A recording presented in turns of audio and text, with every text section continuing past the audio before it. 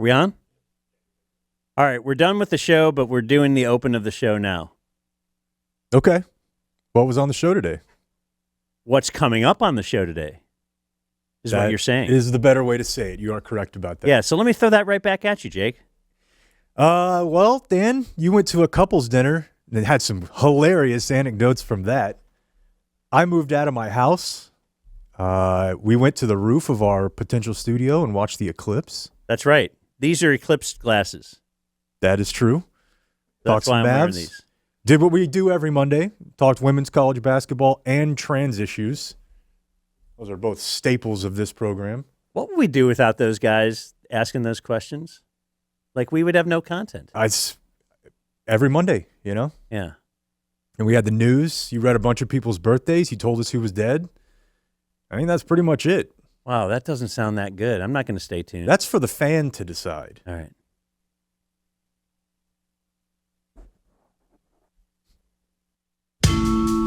All right, all right, all right, all right, all right.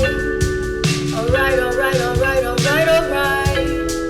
I never listen. I'm gonna listen. I wanna listen to the dumb zone. Happy Monday, Jake. And to you as well, Daniel. Happy Eclipse Day. Is it? Text dot, let me know. People are buzz. Oh, really? Yeah. What did it say? Well, you know, they Keep your eyes on the road. They eschewed any attempt at comedy today. They know this one's serious. Yeah.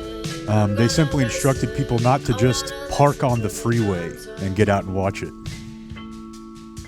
Which I wouldn't think that adults have to be told, but apparently they do. Well, I could see the excitement. I could see the allure. I will tell you this, and I think I found out about this initially from you via the lady who cuts our hair. But The Great Victoria. Main Street Grapevine, very busy for like 9:30 in the morning on a Monday already. It was a buzz. All those little bars and wine places down there are having $300 parties, and it was a lot of people down there. We're in our temporary, possibly, what do we call it? I think you nailed it. Permanent studio, perhaps permanent.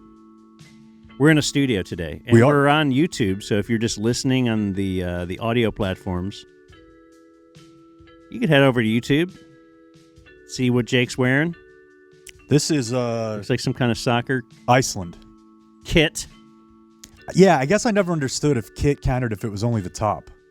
But I have like this really stupid bit. Kit is like the whole uniform. I think, but I don't know. Kit's a fit. Kit's a fit. I have this really stupid bit of buying the jersey of every country we visit. Okay. I used to do the jersey of Like a jersey for baseball teams, wasn't that your bit? whenever we went to, if we went to the Rockets game, I'd get a Rockets t-shirt thing. Yeah. And then I became plain t-shirt guy, except for today. And I think we're going to bring back wacky t-shirts on videos. And maybe, I was thinking about this video, man. And Jake and everybody. Okay.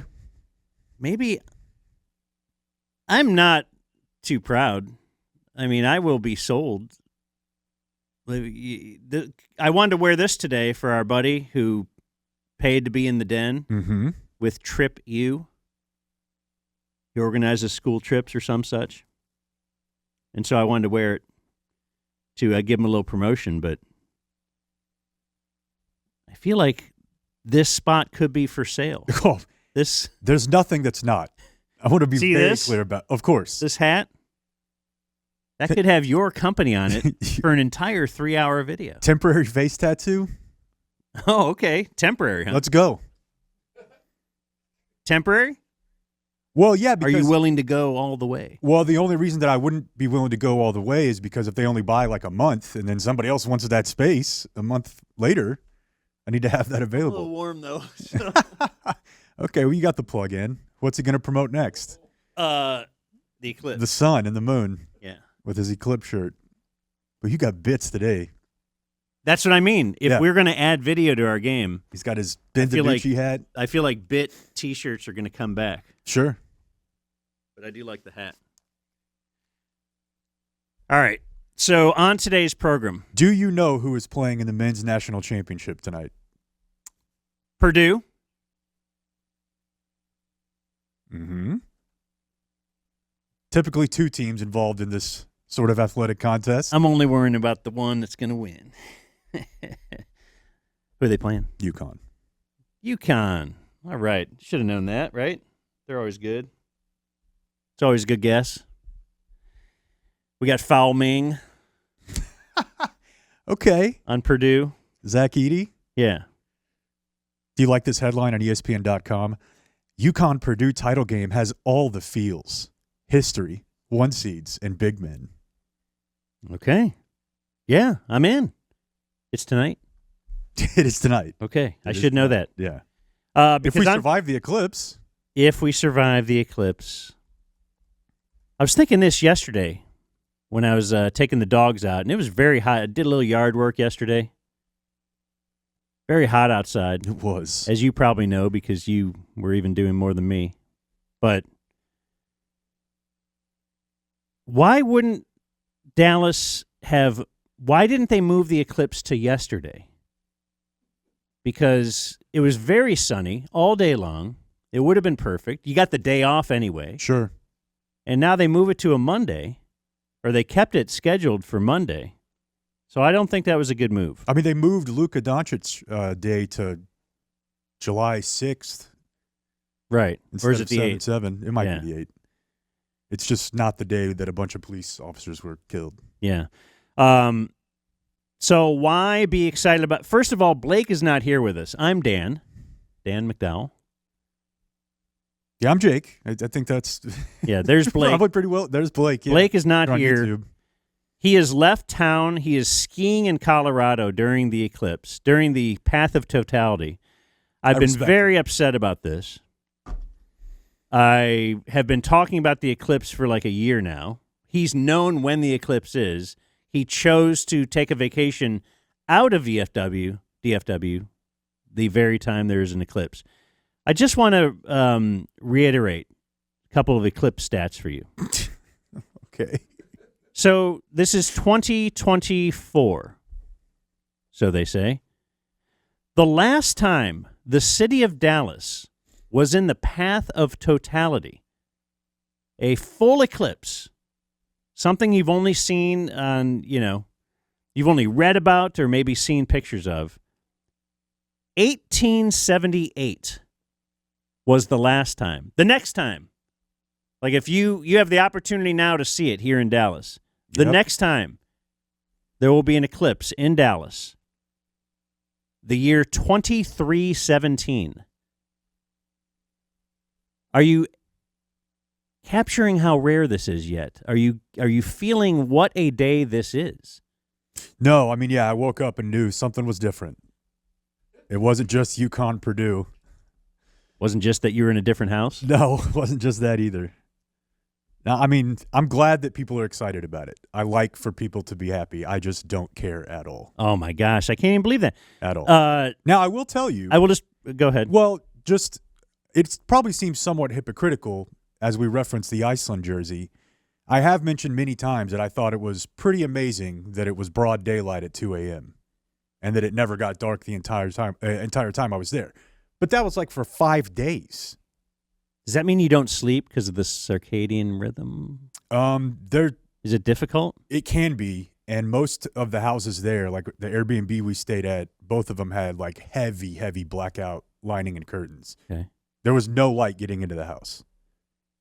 But then, of course, for part of the year, their kids are going to recess, and it's completely dark outside. Yeah, looking at the Big Dipper. Sure. Orion. Yeah. The Big Dipper is really the only one I could ever figure out. Ursa Major. Okay. But I just want to promote that we do have some sports on today's program. Actually, looks like more than I thought. The Mavs, I think we're all geeked about that as we emanate live from the DFW area. And if you are somewhat new to our show, we do cover the Cowboys and Luka very heavily.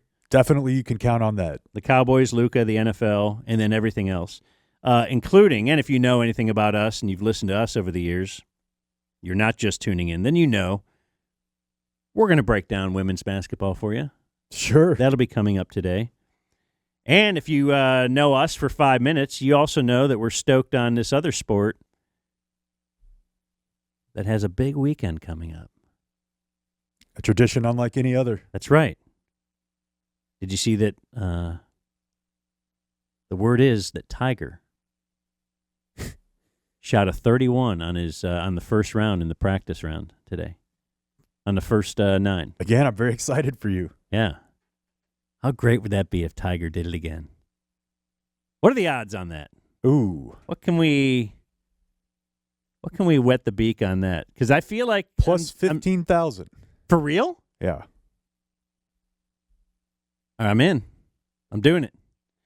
You know, I like good value, and I got in on good value with Luka. Yeah, and I think last time you bet on him, he couldn't walk by the end of his Thursday run. Tiger, that's true. Yeah, it took a WD. That is true. But that was a lot closer to the accident. It's been years. He's had rehab. He's probably and he hasn't had any like massive major medical scares mid-tournament in the last month or two. You think he went to Germany and got like new blood and stuff like Kobe did? That was so awesome when that became like a common thing to hear about. Like, dude, you hear what Kobe's doing? What happened to that? They probably have some version of it now. I mean, if Kobe did it, wouldn't a lot of people be doing it? That they were going to like spin his blood or something. Yeah. Put it back in. Yeah. That landed really hard with like 18, 19-year-old me. Like, this guy's insane. Did you think that could help you? I'd probably given up by that point, but there was a time where I thought Kobe would be considered better than Michael Jordan. I think that's how every kid grows up, is just you just want there to be a guy who you can tell all your dad and his friends to F off about. Yeah.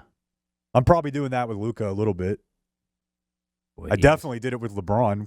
Like, you know, he graduated high school the same year as me, and I remember. You just wanted Bob to be mad? Yeah, oh yeah. I wanted everybody older to be mad. And I'm like, this is going to do it. This is the guy. Now, do you think that will eliminate you being able to be sucked in by Blake and others in generations to follow? No, I don't. I think because you know that it's a game. Time is a flat circle. I have a very quick weekend update. Mine is easy. Because you saw me for a bit of the weekend, but that'll spill over into your talk. Sure. You do know I left the show Friday a little bit down because, not because we did a program in Street Man, Texas, which is over the 100-mile radius from the Grapevine 9/11 Memorial. But we still did it because they were very good people, and it was a good time. But it was a long drive back, like 2:15, maybe 2.5 hours. Yeah. And rush hour and all that kind of stuff. We hit it directly. And then I didn't get to go home because I had to go straight to a restaurant in Grapevine. Oh, no. And it's not just that I'm annoyed by couples dinner. I'm just annoyed by couples dinner when it's this group of friends of my wife that I don't associate with at all, ever. She has this little neighborhood group of ladies, and they do stuff and things, and I don't really even know what. She starts to tell me, but I don't care. All I know is you're going to be out for a few hours, and that's great. And I am not like when I get home, she'll be like, oh, where'd you go? Who was there? Well, I like 1,000 questions. I don't ask her. I don't care. No post-game show. I don't care. She'll tell me about book club, and then that's the only reason I know there's one man, a man in their book club. But you better believe it. If I was in some kind of a book club and there's one lady, she would want to know all about that lady. For sure. I don't care about this guy. In fact, I hope he's tagging all of them. Yeah, sure. That's absolutely fine. Like, keep her for a little while extra. She wanted, like, for some reason, one of her little friends is like, hey, let's invite the guys this time. And the guys don't really know each other. And what happened was very predictable. First of all, overall, it was fine. I got through it. I'm here. But after a lot, and one of the reasons it was fine is we recently went to France. So we have a lot to talk about. Those people had been overseas, or like now we could just compare notes and stories. And how much of the workload would you say was split to your half or your side of things between you and the wife? No, I carried a lot. I'm a professional talker. Sure, Jake. So I'll spin the yarn on you. So that took up a nice portion of the pre-dinner and then some of during dinner. But then, inevitably, and I knew this would happen, they start all talking in their own little language. And they've got their little, like if you, me, Video Man, and Blake were somewhere together and with a bunch of people that weren't usually with us, we would kind of revert into, hey, let's start talking about, hey, should we yes, at least one sell person advertising would be like, on my shirt? Should we, one person would definitely be like, we don't say that word anymore. Yeah. And so we'd be like, oh, my bad. I was just kidding around. I'm just joking. He's like, yeah, that doesn't really fly anymore. So they kind of start into their own talk about things that they're really interested in, and now it's me and these other guys that don't have any common threads except that we're with these ladies and we all got invited. And so that was pretty that was the most awkward part. And you're beat. It was about 45 minutes of real awkward of they are not paying attention to us, they're having the time of their life, and we're dudes, so we don't really care what they're like. If it was us three talking and our wives were jumping in, they'd be like, well, what's that? What's that? Explain everything that you're saying. We're not like, hey, I really want the backstory on whatever you're saying here. Just want it to end. We just all wanted it to end. So, now it comes time. So it was actually 3 couples. So it wasn't a ton of people. But which makes, when you're in awkward small talk, that's with worse. A couple dudes who you don't have anything in common. One was like a doctor. Mm-hmm. What do I have in common with this guy? Dude, I don't know if you remember this, like with your daughters, but given that we have been successful enough to live in a moderately affluent area, when I go to the school, it's sad. It's doctors, it's surgeons, it's lawyers, it's men of finance and titans of industry, and then me. Yeah. And it used to be kind of cool if you worked for a radio station that everybody's heard of. Yeah. But now they're like, well, what do you call it? You're like, DumbZone. Yeah. Like, well, what? DumbZone, it's online. And then you're like, well, actually, we have a production company. It's called, oh, man, that sounds stupid, too. Yeah, it's called Dragon Den Production. We got a new one. We do have a new company. But I don't know that it's any better when you try to explain it to somebody. Do we want to announce that here, or are we going to wait till 420? We can wait. We have a big 420 event coming up, and we can't really totally plug it yet. We're like, it's like a save the date. Like save 420, at 420, we're going to be doing a live stream. I will tell you, it'll be at an Alamo Draft House near you. But I just want to wait till the tickets get on sale till we really start. But just get ready for that. So now we get to the end, and the check arrives. So I see Birthday Girl is pulling out her wallet. And I thought, I don't know, maybe I had a couple drinks. But I said to other couple, hey, how about we'll just split it. We'll just split it down the middle. And they were like, oh, that's a great idea because it's so-and-so's birthday and blah, blah, blah, blah, blah. Now, my wife is hitting me on the leg, like, what are you doing? Why are we splitting this a pretty big bill? And she I had one drink. Mm-hmm. I don't want to brag, but I don't drink very often But the other couples might have had more than one. They were all pounding a ton of drinks, and especially the couple I was splitting with. Yeah. And so now we're spending way more than the doctor. I've been there. And then Birthday Girl did say to her husband, too, hey, well, we're going to get the tip. We're going to get the tip. Okay. Now we have it all settled. They'll get the tip because they didn't plan on this. we're going to get our, instead of just the check for the little stuff we ate. Anyway. Doctor probably had a Wagyu steak or something. Oh, my gosh, yeah. You're over there eating kale. Yeah. I didn't eat a lot, I'm trying to watch the figure, so I'm trying to really get in shape for this 420 event. Yeah. So we get the check, 2 separate checks, and I can't remember the last time I did this, if ever, filling out the check and then just hitting the line or 0 for tip. And then I fill in the number and I sign it. And now, they're going to give a tip. They're going to give a cash tip. Husband of birthday girl. But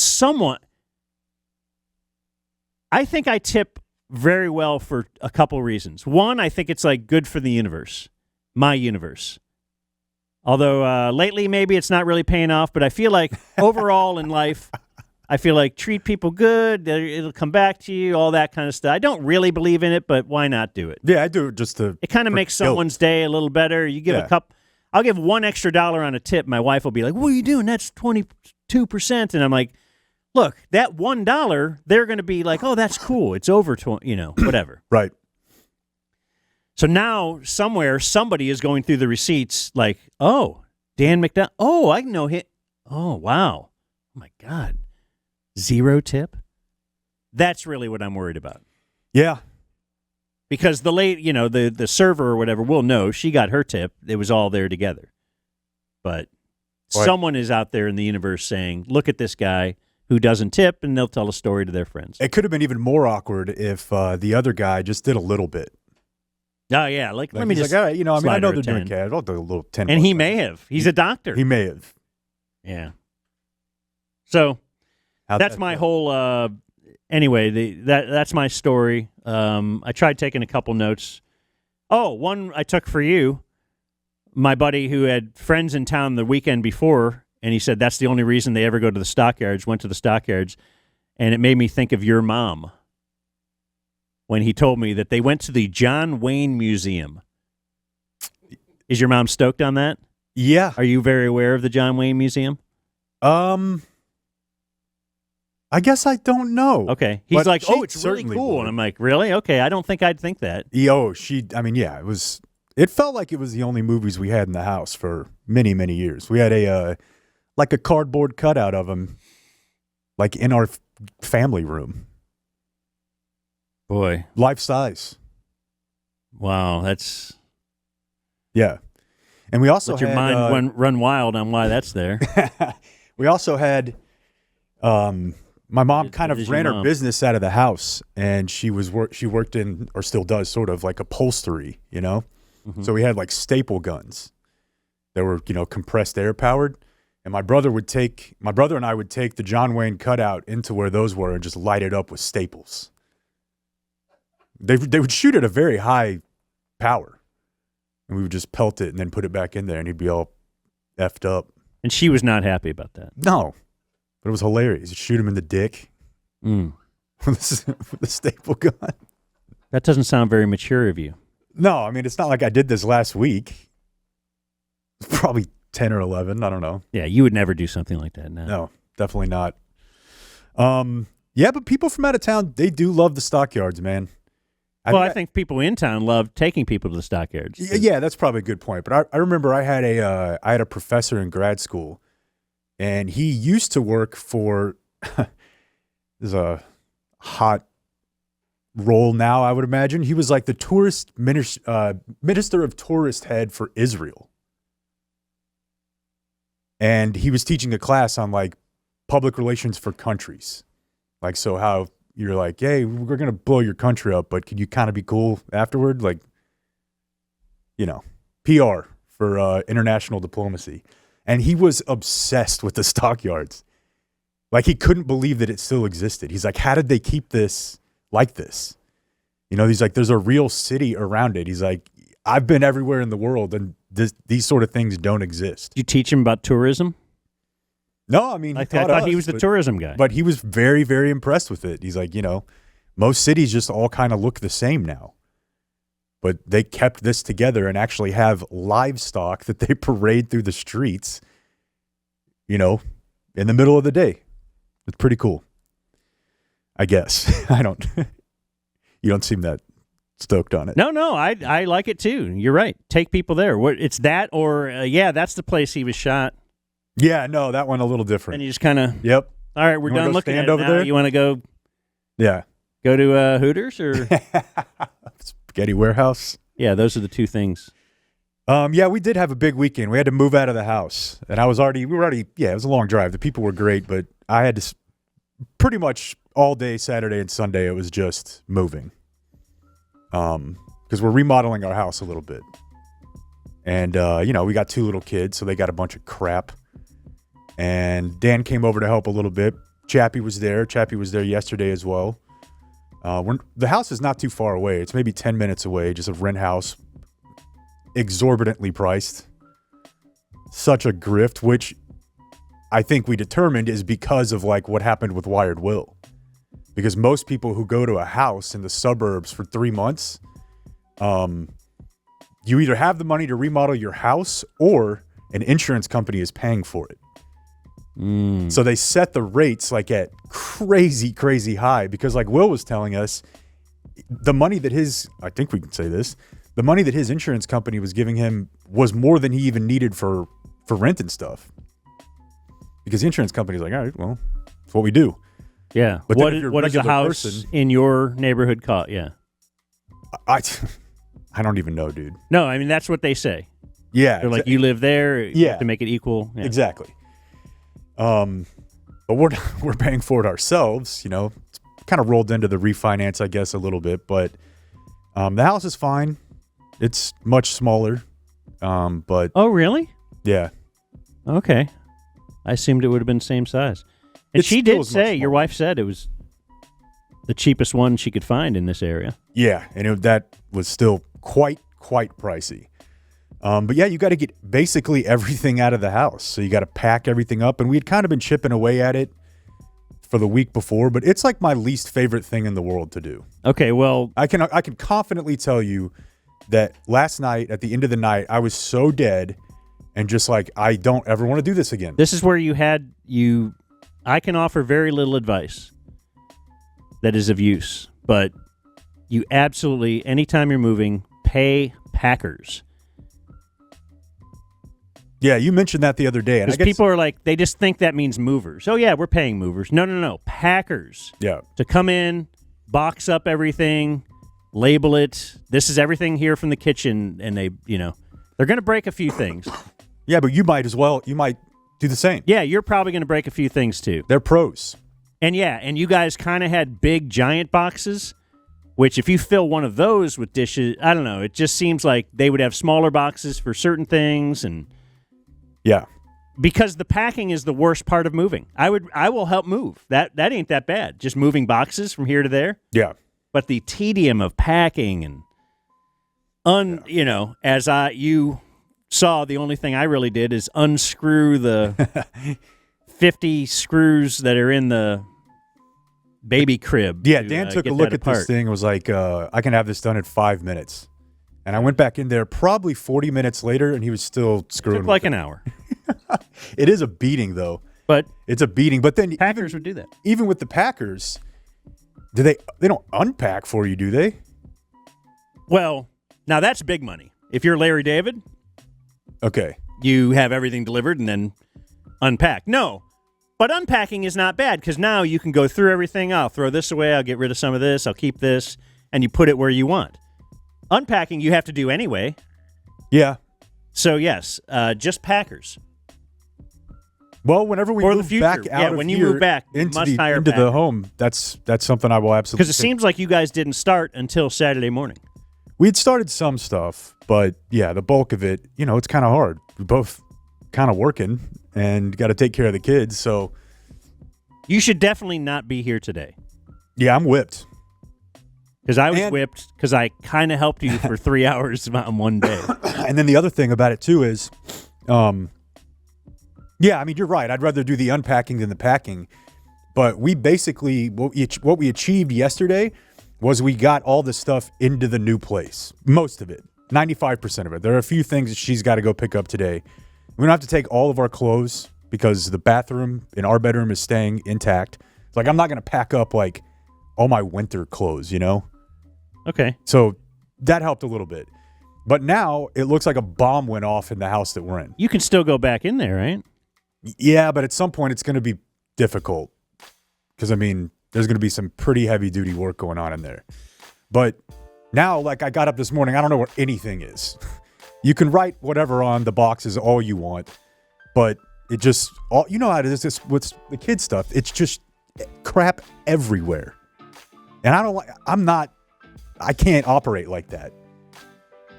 Like, I'll probably stay up super late tonight messing with it and then just be equally tired tomorrow because I need things in its right place. Mm-hmm. It's very important to me. And I was walking around the house this morning and was like, I feel like I'm about to have a panic attack and break out in hives because this is so messy. Yeah, and I hate it. It'll probably take you as many months as you're going to be there just to finally get everything unpacked. Well, not if I can help it, but right. Yeah. Because, you pack up all the dishes and silverware and stuff. How many do you actually use? I know. Do you use 1/10 of all the dishes that you own? Yeah. Like, don't you use the same 2 cups every day? We definitely had a cup final solution over the weekend. Oh, my. We thinned out the herd Fuzzies. Quite a bit, yeah. Fuzzies took the hit? Yeah. Your split lip barbecue cup. Yeah. That's gone. You know what's really funny, though, is we got there yesterday, and I had seen pictures of the house, but I hadn't been there yet. She had been there a couple days prior. And it's in an old neighborhood. It's in Southlake, but it's a really old neighborhood. And it's a small-ish house. It's not like a 2-story or anything crazy. And the backyard's not very big. Talking a ranch? It's a ranch style, Dan. Talking a ranch. There's a putting green in the backyard. Wow. Not fake grass? No, It's gotta be fake. Yeah, it's fake. Okay. But like it's decent size. Okay. It's got a couple like little pin placements Perfect in it. for Masters Week. I know. I was kind of hoping you would have been there for the second day Perfect just to for see you. it. Yeah. Like, No, I'm going to walk over. What if I just... I can walk there. It's like a mile away. 20-minute walk. Yeah, and it's a nice walk, too. It's a nice, cool area back there. But what if in like 3 months I just have like a dynamite short game? Because like we don't have a pool. That's how you make your money. You know? Yeah. For dough. Yeah. I putt. That's what I do. So anyways, it was a complete thrashing of a weekend. However, I did do one thing. Did you christen the new house? No. Dude, I was asleep at 8 o'clock last night. I could not go any longer. We were done. U-Haul's back. Everybody leaves. And then it was just, I'm out.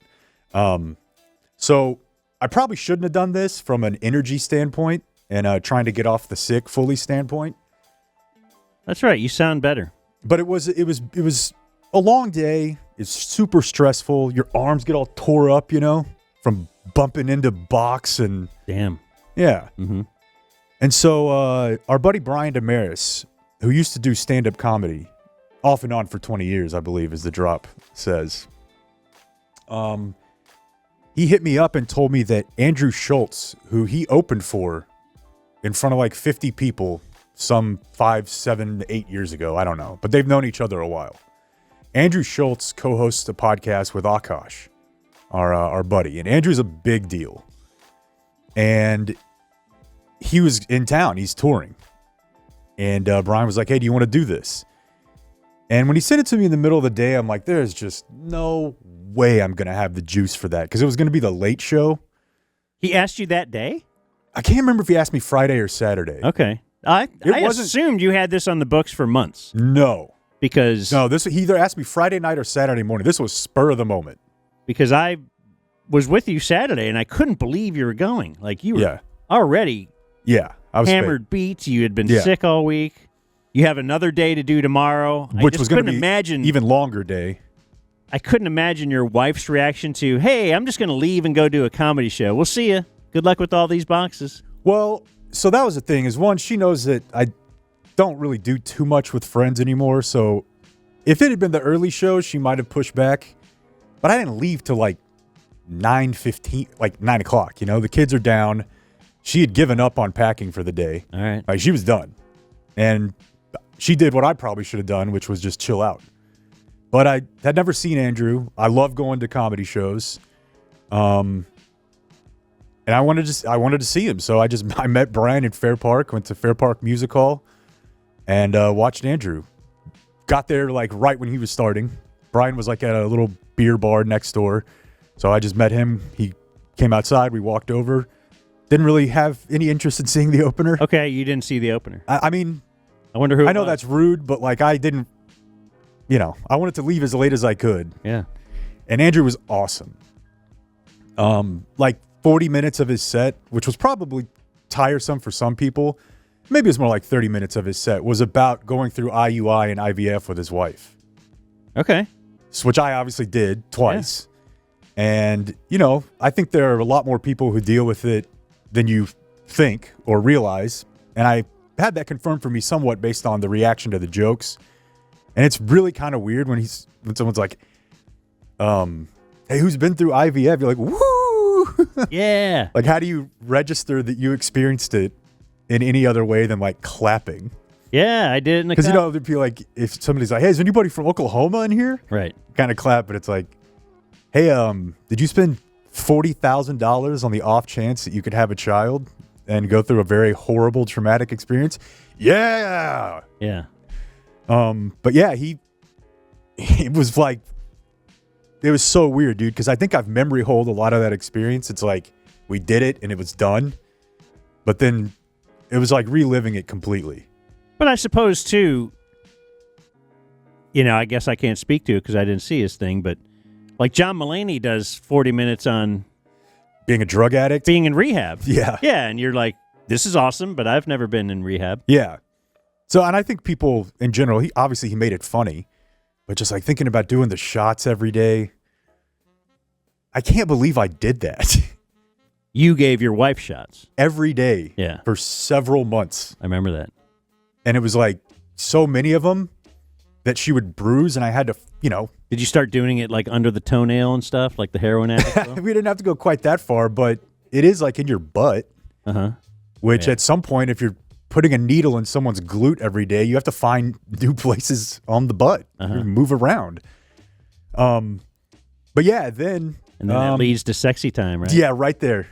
Right there. Needle still in. But like I said, Brian knows him pretty well, so we did like the little green room thing afterward. Okay. Akash's brother was there, who we've met a couple times.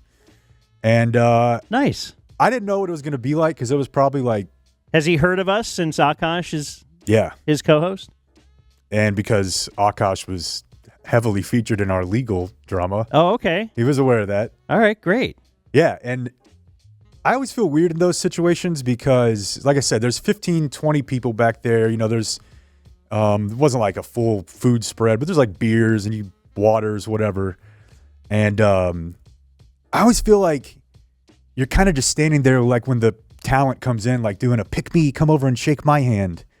And I don't want to be like an asswhip, Yeah. Because he probably knows all these people in here. But I'll be damned, dude, if like he didn't make a beeline for Brian and probably stood there and talked to us for 15, 20 minutes and not anybody else really. And other people there are like, who are these idiots? And eventually he was like, hey, I'm gonna say what's up to some of my other friends who were here, and I left and Brian stayed. But he was awesome. He was very aware of our whole deal.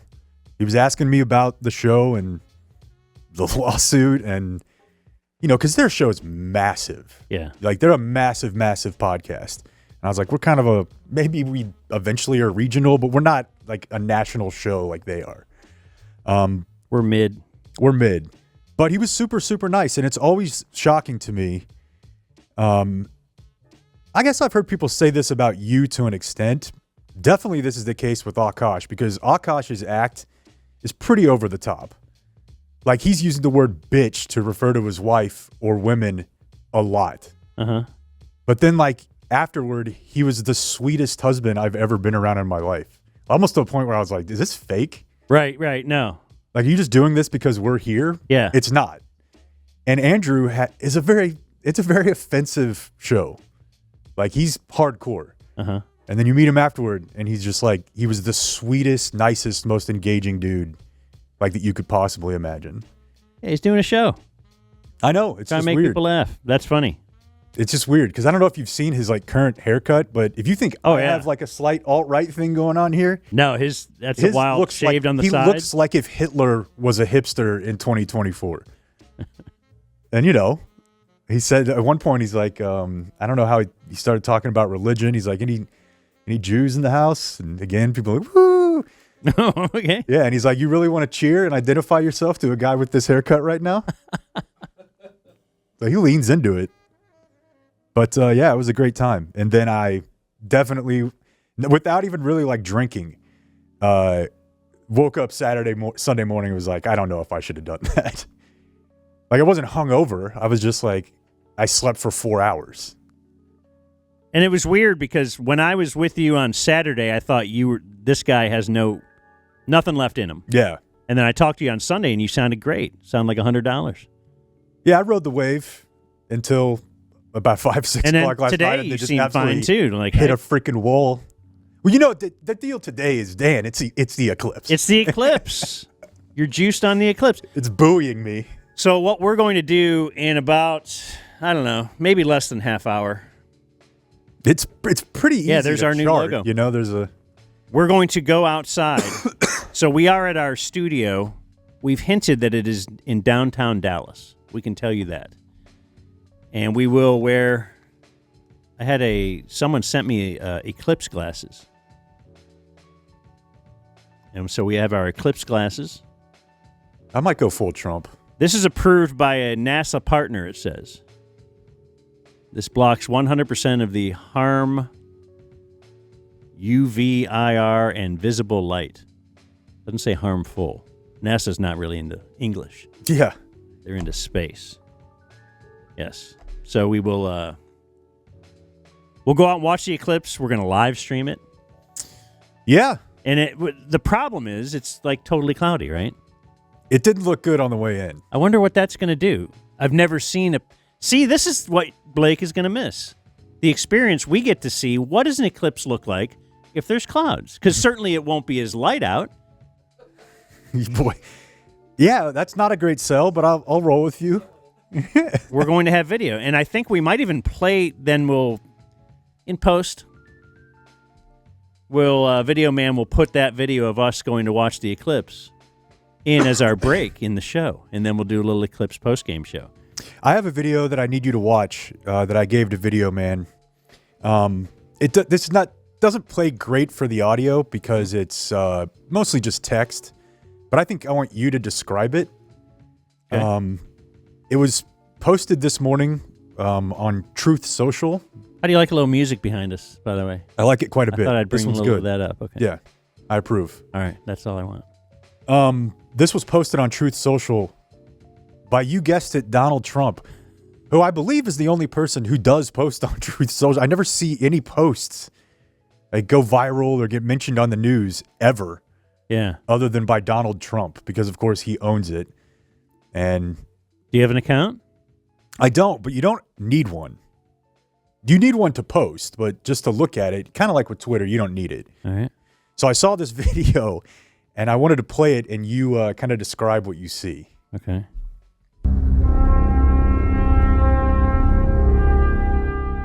The most important moment, this is the text. Yeah, text. There's a sun. Yeah, text over the sun. In human history. All right. And now a group selling of people better than you are. People staring up at the sky with their eclipse glasses. It says, is taking place in 2024. Looks like the moon is moving in. Yeah, something is moving over the sun, covering the sun. People, again, huge crowds of people looking up in anticipation. They're cheering. They're excited. They're smiling. There it is, covering half of the sun now. 3/4 of the sun, and now you see it's it looks to be a silhouette. People are screaming, it is a silhouette of the big man himself, Donald Trump, covering the sun And then it says, "We will save America." So and there's dancing. To be clear, and a black lady, a Native American, we're all together. a white guy, a Hispanic gentleman. Yeah. And then fade back to the Donalds as the moon silhouette over. That's the greatest thing I've ever seen. Now, to be clear, the most important event in human history was not the eclipse. It's the election. Trump 2024. It's his campaign this year. So he somehow cucked the moon. I love that, man. Like, that's the most amazing promotional move I think I've ever seen. He made the eclipse about him. That is so great. Incredible. Do you want to keep jerking around and do a little viewer mail and stuff, and then Sure. we'll do sport? We have a lot of sports. Kind of a lot of sports. Anyway, we also have the eclipse. So, Leah, let's do this. Hey, everybody. I have viewer mail it's for you. time to answer some of today's viewer mail.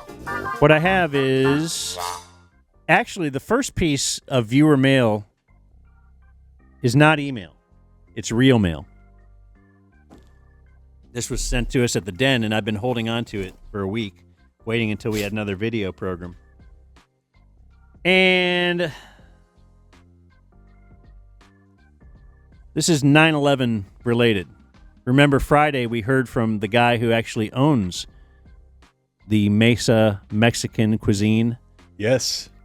very near your to-be-renovated house, where the Grapevine 9/11 Memorial sits in front of that. Yes. And so this is kind of related from Spencer, who says, "You'll soon receive a package containing," well, here it is. It is the Dumb Zone's own, very own 9/11 Memorial. Okay. Spencer.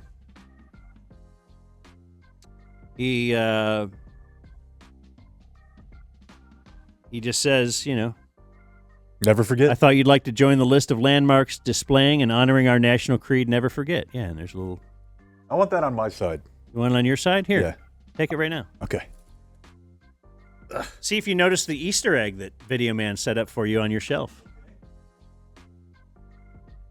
Oh, my girl.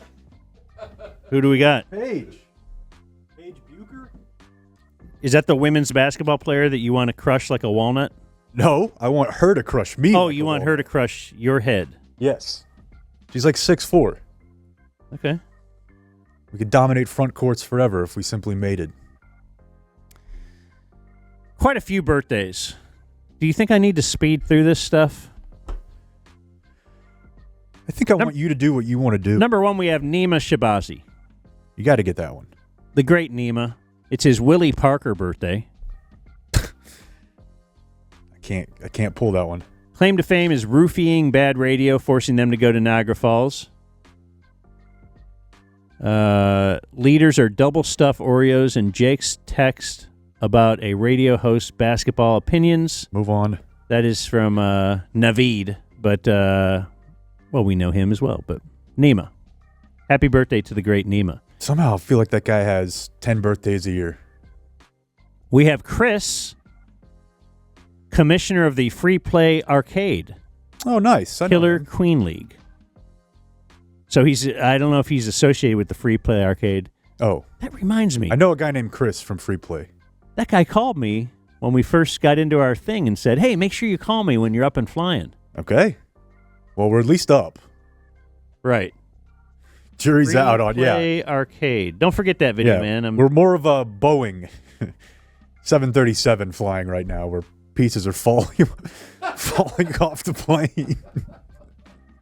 But it's up there. Yeah. Anyway, he has run into Jake before, maybe at the Alamo Draft House. He probably did not smoke a cigarette with him. From Nate. My name is Eric, day 30-something. Day 1 hangs owner. You're my leader, Blake, more Blake, blah, blah, blah. It was my birthday on the 3rd. Oh, he's offering to smoke us out at our 420 bit. I don't think... We're going to be working, sir. I don't think there'll be any smoking out. But happy birthday. I Let's appreciate see. the offer. Dumb Zone is my 47th birthday. I'm thrilled to share it with space. Let's see. I have no connection to Texas, but somehow find myself listening to Texas radio 15 years ago via internet.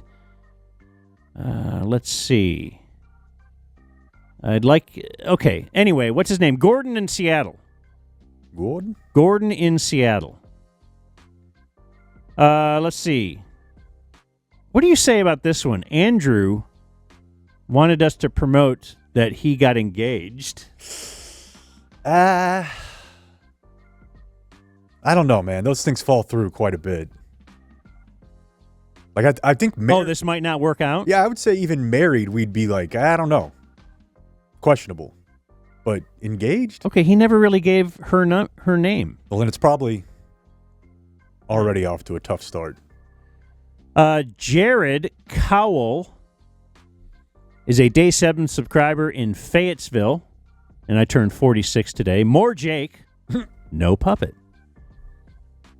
And we have Happy Eclipse Day to those who observed. It is my tall friend and member of the exclusive Has Smoked with Jake club member, Day 1, DF number 50, Tanner Hutt's Seth Curry birthday. That is a good man right there. I went to Arrowhead with them, to go see Patrick Mahomes, and then he didn't play.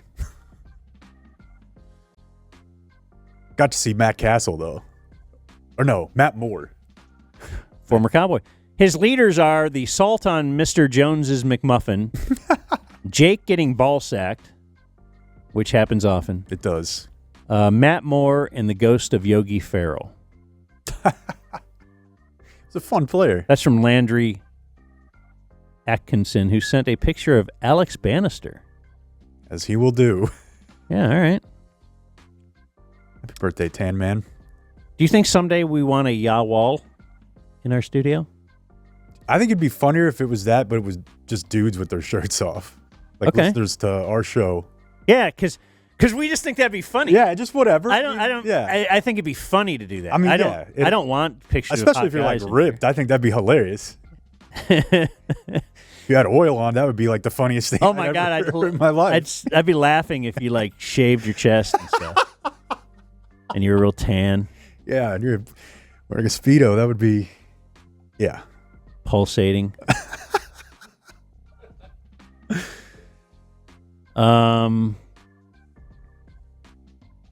Oh, and did we talk about the cult thing on the show?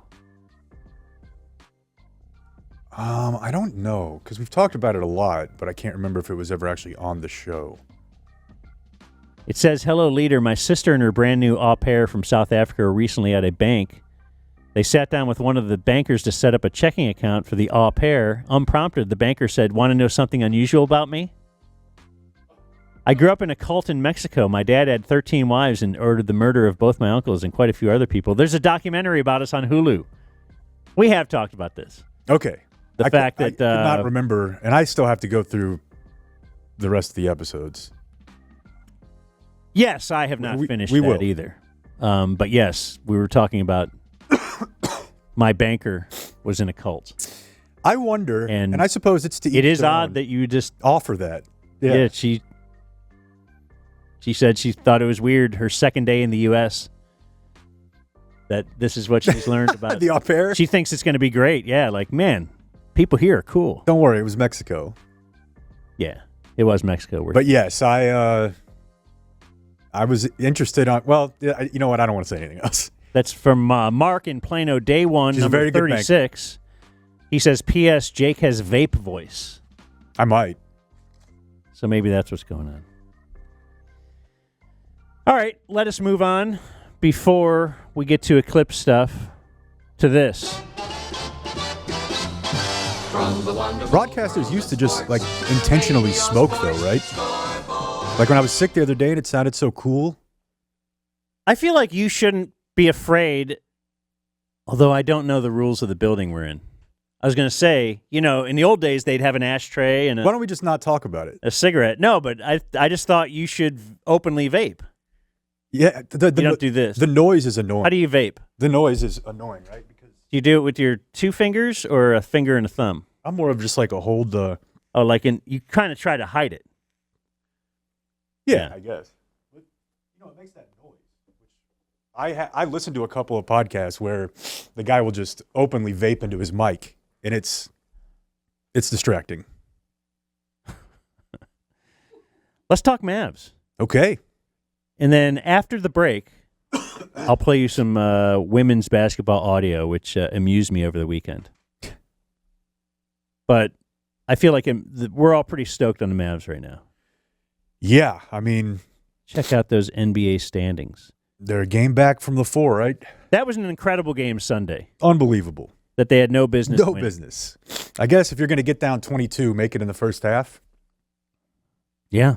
And I guess today's NBA, Jake. It is today's NBA, but they also have an absolute fourth quarter assassin. So that's insane. I don't really ever feel that they're totally out of a game. And Houston's not bad. I mean, they had lost 4 in a row going in, but they were above 500 a week ago. They play tough. They've now been eliminated. Yeah. Yeah, but they're not bad like they've been in years past. They're not Charlotte, who they see next. They play tough, and they could not freaking miss early yesterday. And then here comes Kyrie. It's unbelievable. Unbelievable. Because there's games like last night where you know that he's one of the most skilled passers in the NBA. But on a game like yesterday, he's like, look, I'm getting buckets. He had 2 assists. And he just kind of played, it's time for Kyrie to win this game mode in the back half of the third and the fourth quarter. And then I think Luka loves that. Oh, he's got to, man.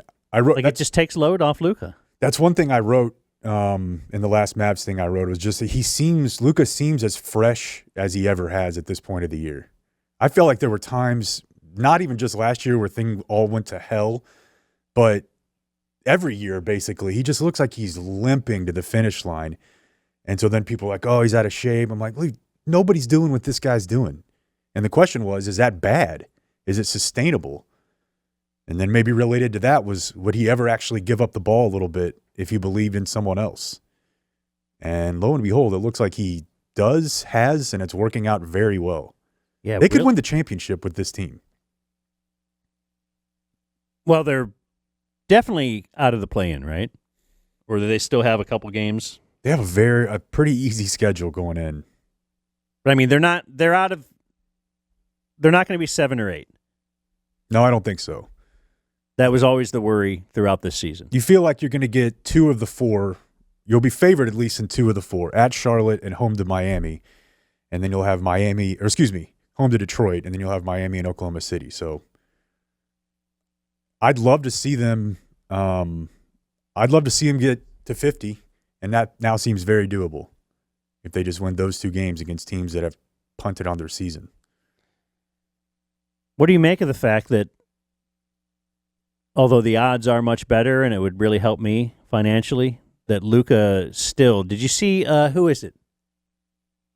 Bontemps, I think. Tim Bontemps will have some kind of a poll with media members just to see where the wind is blowing on the MVP, and it's like Jokic by a landslide. Luka got like 1 first-place vote. Yeah. Which seems insane. It's weird to me, too. I know he moved up in most trackers to 2. We talked about that, like he passed Shea. Yeah. But I don't know. I would have thought there'd be Jokic fatigue.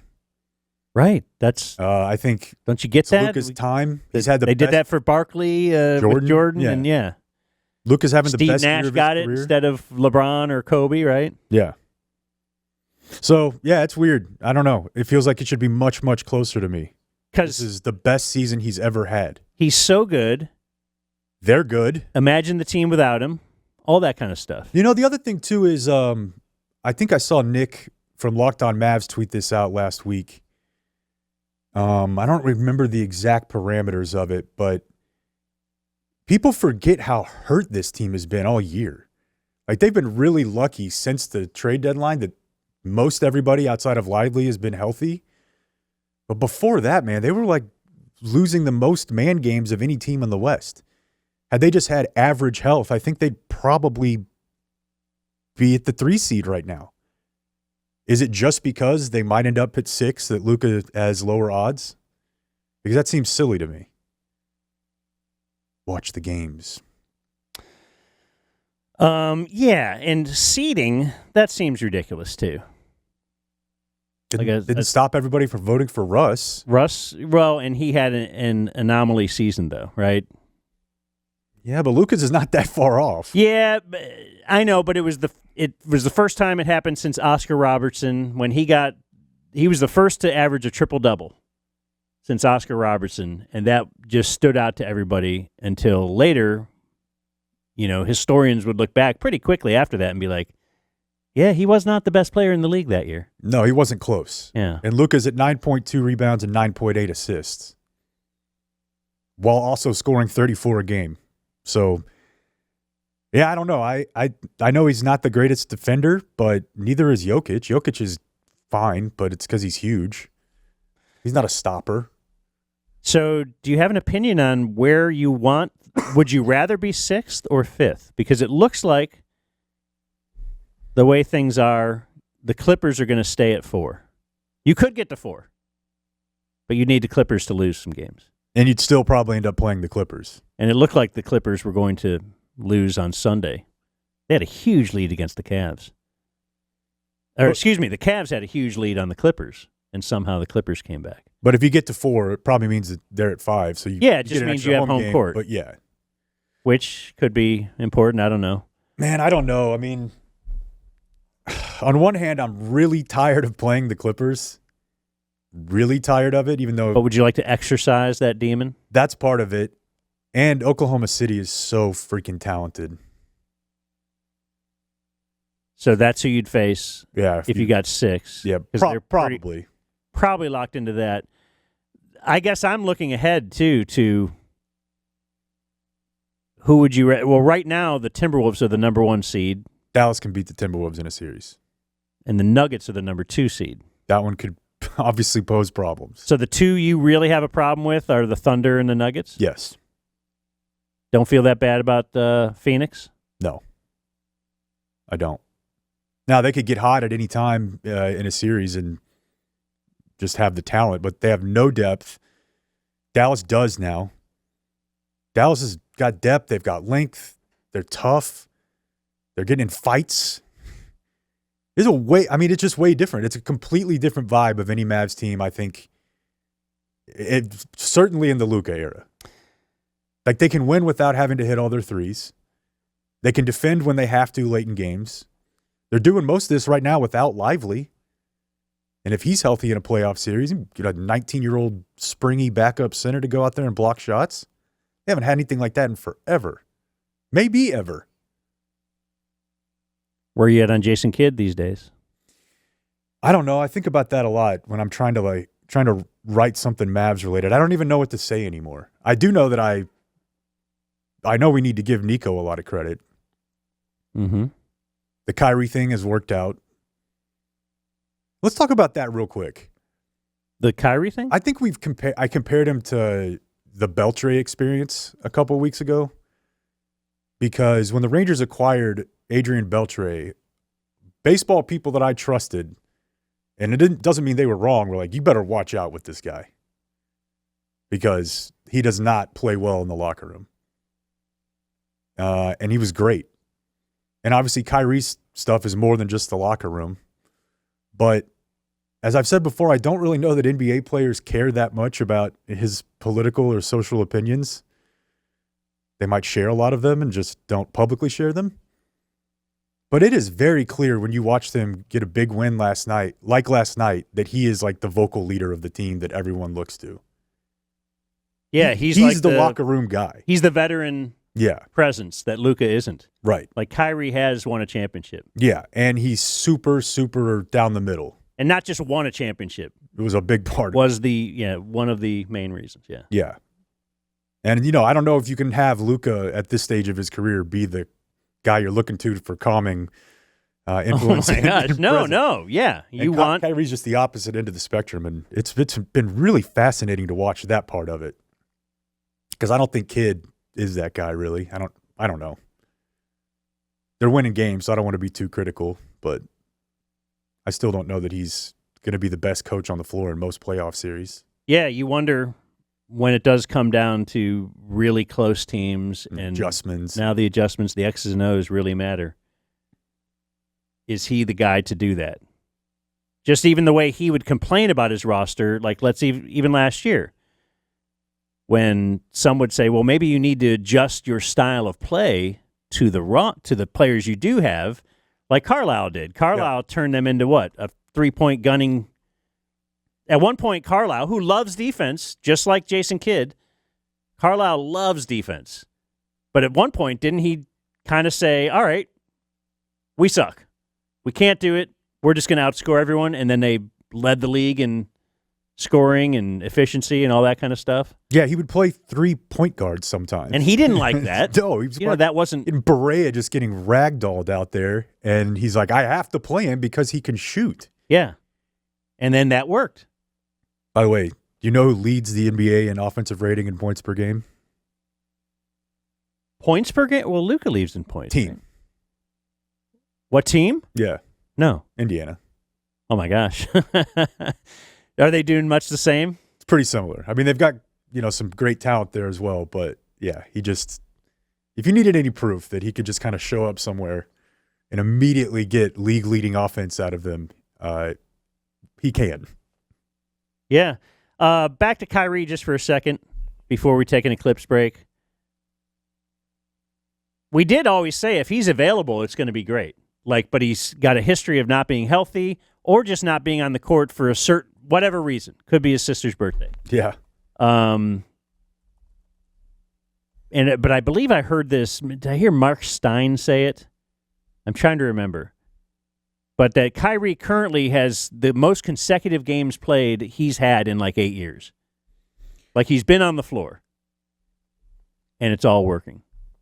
Hell, they even won Friday night without Luka. Yeah. That's something you just don't see. No, never. Boy, yeah, I guess I didn't realize he has played 28, 29 straight games. Yeah. So. And think of that, man. If he had not, that's part of the deal with him, like you said. But even if he had played 5, 6, 7 more games this year, which he easily could have done. Yeah, maybe there. Yeah, but win 4 or 5 of them, and you're the 3 seed. Let's go watch the Eclipse. Okay. Sounds like a plan. So we have Eclipse glasses because today in Dallas, Texas, we are in the path of totality, The Jake. path of totality. And we're going to watch the solar eclipse. Right now, it is 1:30. So right now, obviously, it's still very bright. We are well lit. Yeah. But is it going to be totally dark? Will it be like night? I mean, I think that's the expectation. No, I mean, this hasn't happened. I can't remember. What were the numbers I gave It was earlier? 1878. 1878, and the next time this will happen is going to be in the year 2300 and something in Dallas. And so you are truly experiencing a once-in-a-lifetime situation here. The other thing is it's getting cold. It actually is. So there's validity to the sun is warm. We're here to report that. We've just done an experiment. Do you think anybody will full release right at the moment? Absolutely, Jake. Wouldn't you say that'd be a cool thing? Sven, are you going to have sex during the total darkness? Here we are. Wow. Someone's honking at the moon. People are cheering. The lights are now on the buildings in Dallas. Do you think Reunion Tower's all lit up? It has to be, right? Yeah. Do you think on the side of the Omni, like they did when the Astros won, it says, "Congrats, Moon"? You did it. Maybe more than every 150 years. Dude, if I was a native and Columbus or Magellan or someone is telling me that Yeah. I got to give them all my shit or else they're going to extinguish the sun, and I'm looking at this. Yeah. Your tribe is over. It's starting to light up again. Temp starts to go back up. Yeah. Crazy, man. Yeah, that's how you do it, too. Like, you're Columbus, and you know exactly how long it lasts. And you're like, all right, I'm telling you, you got 3 minutes to agree to everything I tell you, and I can make that thing go away. If you don't, it stays there forever. Right. And you time it out perfectly, and then it goes. And then you have all their riches and spices. Yeah, were there skeptics like, nah? It does seem, though, that Dallas was silent Yeah. for quite some time, and now, like, the city is getting back to, okay, let's get back to stuff. It is. There is something very funny about cheering like you're at a sporting event when the moon does its thing. Moon! Moon, moon, moon, moon, moon, moon, moon. Man, Eclipse. is Blake like one of the Eclipse. 4 people that left the Metroplex during this? Like voluntarily. Some people, I got to go out of town for work. I have a funeral to go. I have something that makes me leave town. He saw this months in advance and is like, let me schedule my vacation for right then. And it wasn't because he wanted to monetize his home. Just kind of doing a bit. Very little payoff. What a jerk. All right. Well, thanks. You're listening to The Dumb Zone. And let me play drops, but I can't Bankrolling over here, bro. Is that Apollo Creed? Just random. Optic. Buy a hat. He was paying boys for sex. Okay, don't make me watch your video. She told me she was a fertile myrtle. You do look blind. What? Why are you doing blind mouth? He was betting more than you do. Does it just happen? Somehow That's crazy. You look We are more so important blind. than a Jackie Robinson statue. Oh, yeah. Kind of That's crazy. aloof smile. Are those awards regular season awards? I saw them in Vegas. Stevie Wonder. Man, The Halo I'm glad I sector. took the glasses off. Hey, pull your phone out or go to your iMessage. What an experience we had.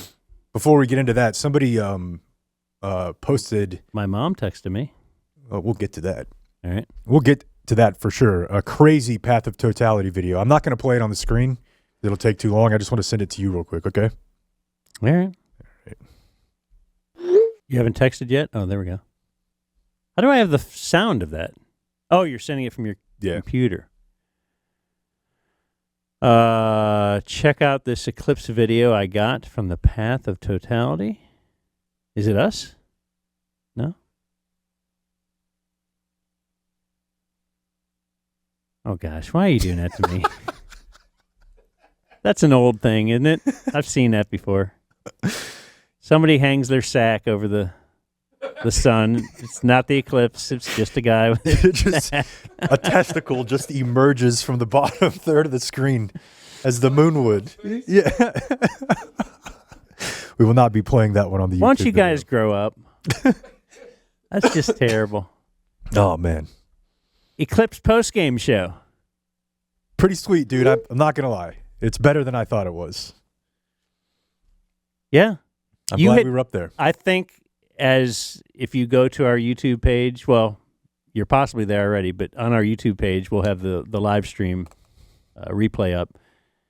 And I think you'll see that you had convinced me. You're right. This ain't going to be that big of a deal. And then I turned around and thought it was a really big deal. Look, I'll admit when I'm wrong. I can't believe that. Blake left. Well, I can't believe Blake left. I can't believe we're never going to see that again. That's what's cool about it, to think of it like that. Yeah. Like a Cowboy Super Bowl. Hey, yeah. I'm telling you. I mean, we were cheering for the moon. That part was hilarious, and some of the audio is probably in the break we just played, and like you said, you can see the whole thing, the live stream on YouTube. But there were some really funny parts. Like I thought it was cool, but when people started cheering for the moon, like it had just hit like a game tying 3, because we were pretty far away from any crowds. Yeah, but we heard. It's kind of like when you're outside the stadium or something. You're like, oh, what something happened? Must have yeah. Yeah, there's people on top of a roof near the building we are, and as soon as the moon achieved its full blockage, it was like, yeah, moon, go. Yeah, and then I was correct about the fact that, I mean, I don't know if it was necessarily crime related, but there were a ton of emergency vehicle sirens immediately. Yeah, right leading up to it and after. I don't know if it was just mayhem in downtown or what, but I just hope everyone's okay. Surely. That's really the kids more than anything. Safety is the key to all good times. And, we used to talk about how when Trump would say something really dumb, you and I would be in the back of the crowd like, what a moron, and have no idea why it was dumb. Right, yeah. Oh, I know that. Yeah, sure. I was thinking about my kid being at school. She's 5. Because I kind of wanted to look right at it for at least a second or two. Oh, my gosh, yeah. Just to see. Yeah. So you think they're able to keep 5-year-old boys who are knocking the kids down and like... Well, you could look right at it during the But as it was total. Kind of happening, there were times where I wanted to take the glasses off and just to see. And I kind of gave it a little glare. So you think like first graders aren't like, whatever, teach. Can't tell me what to wear. It feels like that would be a tough, especially in this day and age, right? Yeah. Don't you feel like there's never been an age more where you just don't do things people say to do? Sure, yeah. They're not wanting to take 5 years or so, yeah. Yeah. We've changed a lot in the last 5 years, and I don't think you're recognizing it. Well, that was cool. I'm glad we did it. That was cool. People were stoked. It feels weird to continue the program, but yeah, we do have some time left. And I do have some audio for you. So let's just slide right back into women's basketball. It's all the rage right now. If you would like. The Friday night game drew 14 million. Really? More than any other NBA Finals game last year. What do you think went into the decision to, hey, let's make the championship game Sunday afternoon instead of prime time? Like to do it Sunday night? Yeah. Yeah, I don't know. It's a good question. I would think that would have been a better idea. Should have put the Eclipse there, I know, man. Man, I'm so glad the clouds cleared. That was because all morning it looked terrible, and I knew when we got up there, it looked terrible. Yeah, right. Yeah. Within 10 minutes, it just was destiny. Maybe I'll go to church this Sunday. Couldn't even get that out.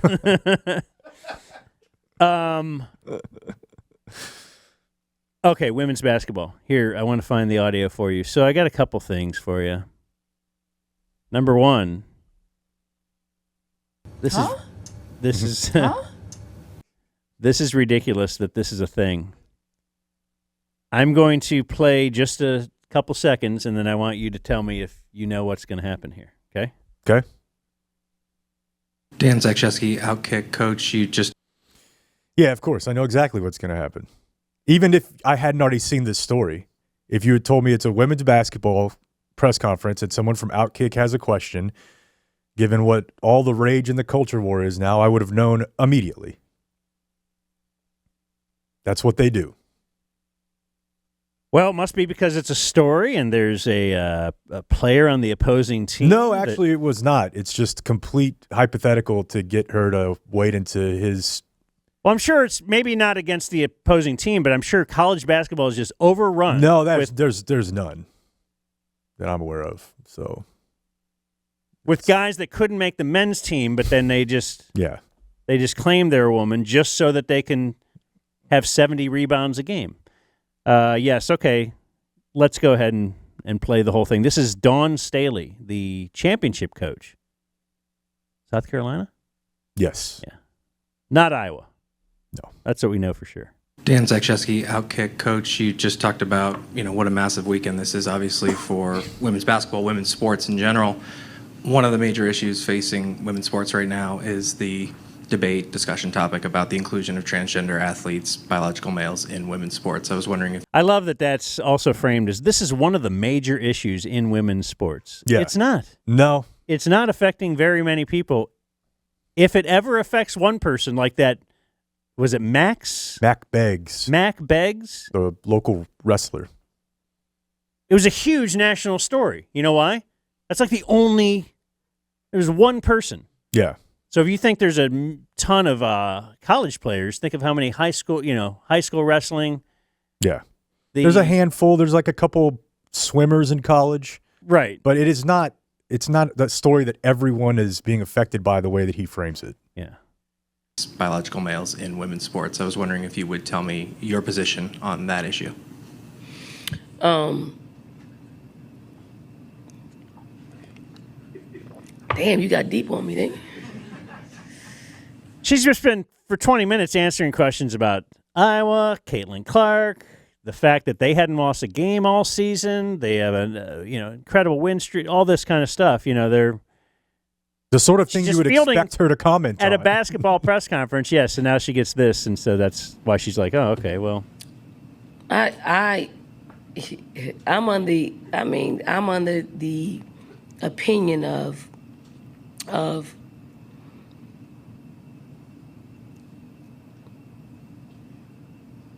if you're a woman, you should play.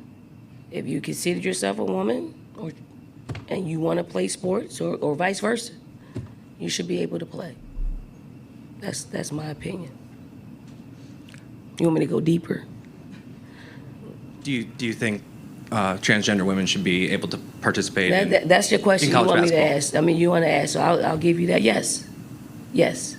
So now the barnstorm of people are going to flood my timeline and be a distraction to me on one of the biggest days of our game. And I'm okay with that. I really am. Yeah, she started out with a pretty generic non-opinion answer. Knew that she was probably going to get a follow-up, so just went ahead and did it. Yeah. And, yeah, she answered the question. And then he probably went and wrote an article about it. I don't even like talking about it so much because it is such a deep hypothetical and should it ever reach a certain level, but I feel like there is a logical conclusion to this in the middle of it all, don't you? Yeah, it's a really confusing The issue. logic party that I want to run on does not care if you're a Democrat or Republican. It just wants you to break it down.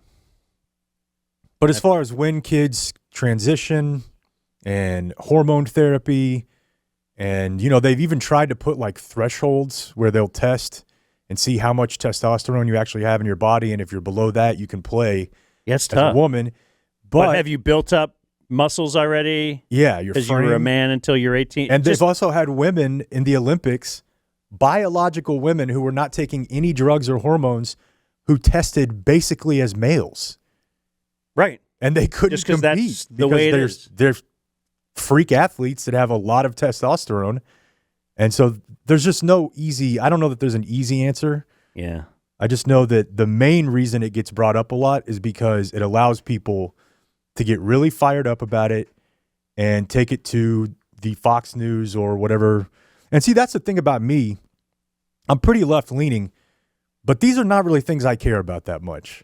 Right, because it's not an actual issue. My left-leaning stuff That's the way I think tends of to it. be more about, the economy or like things the workplace. That is an actual issue that if you made changes or changed some people's opinion on things would have a legitimate effect on a great amount of people. I don't think you should die from being sick if you're homeless. Okay. That's a crazy one, but I feel like that's the things that I'm more interested in. And this is just the red meat that they have to throw out there. Yeah. He knew what he was doing. Although I will say this, I did enjoy, and I should have texted our dear friend Bob about this, but I did enjoy a couple weeks ago when Caitlin Clark was really cooking. the people on Twitter who decided that was a time to be like, tell me why Caitlin Clark can't play in the NBA. Oh, dude. And I don't think they were trolling or kidding. Like, they're Really? Yeah, I mean, I think there are people who don't know anything about sports. Okay. And they consider themselves, or ardent feminists, and they're like, this woman's amazing. Why couldn't? Come on, dude. Yeah, no. She wouldn't score a point. She probably would not score a point. They're like, well, why can't she just shoot? I mean, she's never get the shot off. Yeah. You want to take it into the lane a couple times? Again, how would she do in the McDonald's All-American game, high school boys? Not well. Yeah. And that's not well. bad. No. That's why I want to They're bigger, they're faster, they're stronger. That's why I want to keep women's sports in the place where it is. It's fine. It's a thing. It's interesting. Some people like it. I don't. I'm not into it at all. I like to watch the better sport. I don't like men's college basketball either. Yeah, I'm with you. They're inferior products. Let's watch the pros. But nothing wrong with a little amateur tab every now and then. Well, okay. So, oh man, I got caught by the hub this weekend, bro. You forgot? I forgot. Went there, and there's this big, long thing, and then I thought, you know what? I'm gonna figure this out. And then I started into it, and then I thought I just bailed. Yeah, that's a sad. I ended up bailing. Like, I'm just gonna go. If you get primed for action time and then just give up. Yeah, that's like more sad than the moment if you actually did it and you're just like looking at yourself. I just bailed. I couldn't figure out how to get my identity. Look at even at the store, they're not. When you're buying beer or something, they're not even going through that. Yeah. Charade anymore with me. Yeah.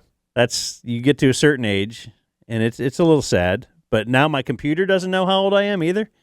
It's a tough world. Look at me. I know. Come on, computer. You might have to remove the tape up there on the camera that you've been rocking for so long. That is what is this called? It's a little round black thing that I don't know what it's called, but I bought a whole slew of them from Amazon. Just put it right there. Now you are not monitoring me. That's where the man monitors you. Yeah. The man cannot see me right now. Lynette Woodard. Do you know who that is? I saw this story. I wish I hadn't. But yes, I'm aware. So in the late 70s / early 80s, she was a great women's college basketball player for Kansas. And in fact, she owns the scoring record that was broken this year by Caitlin Clark.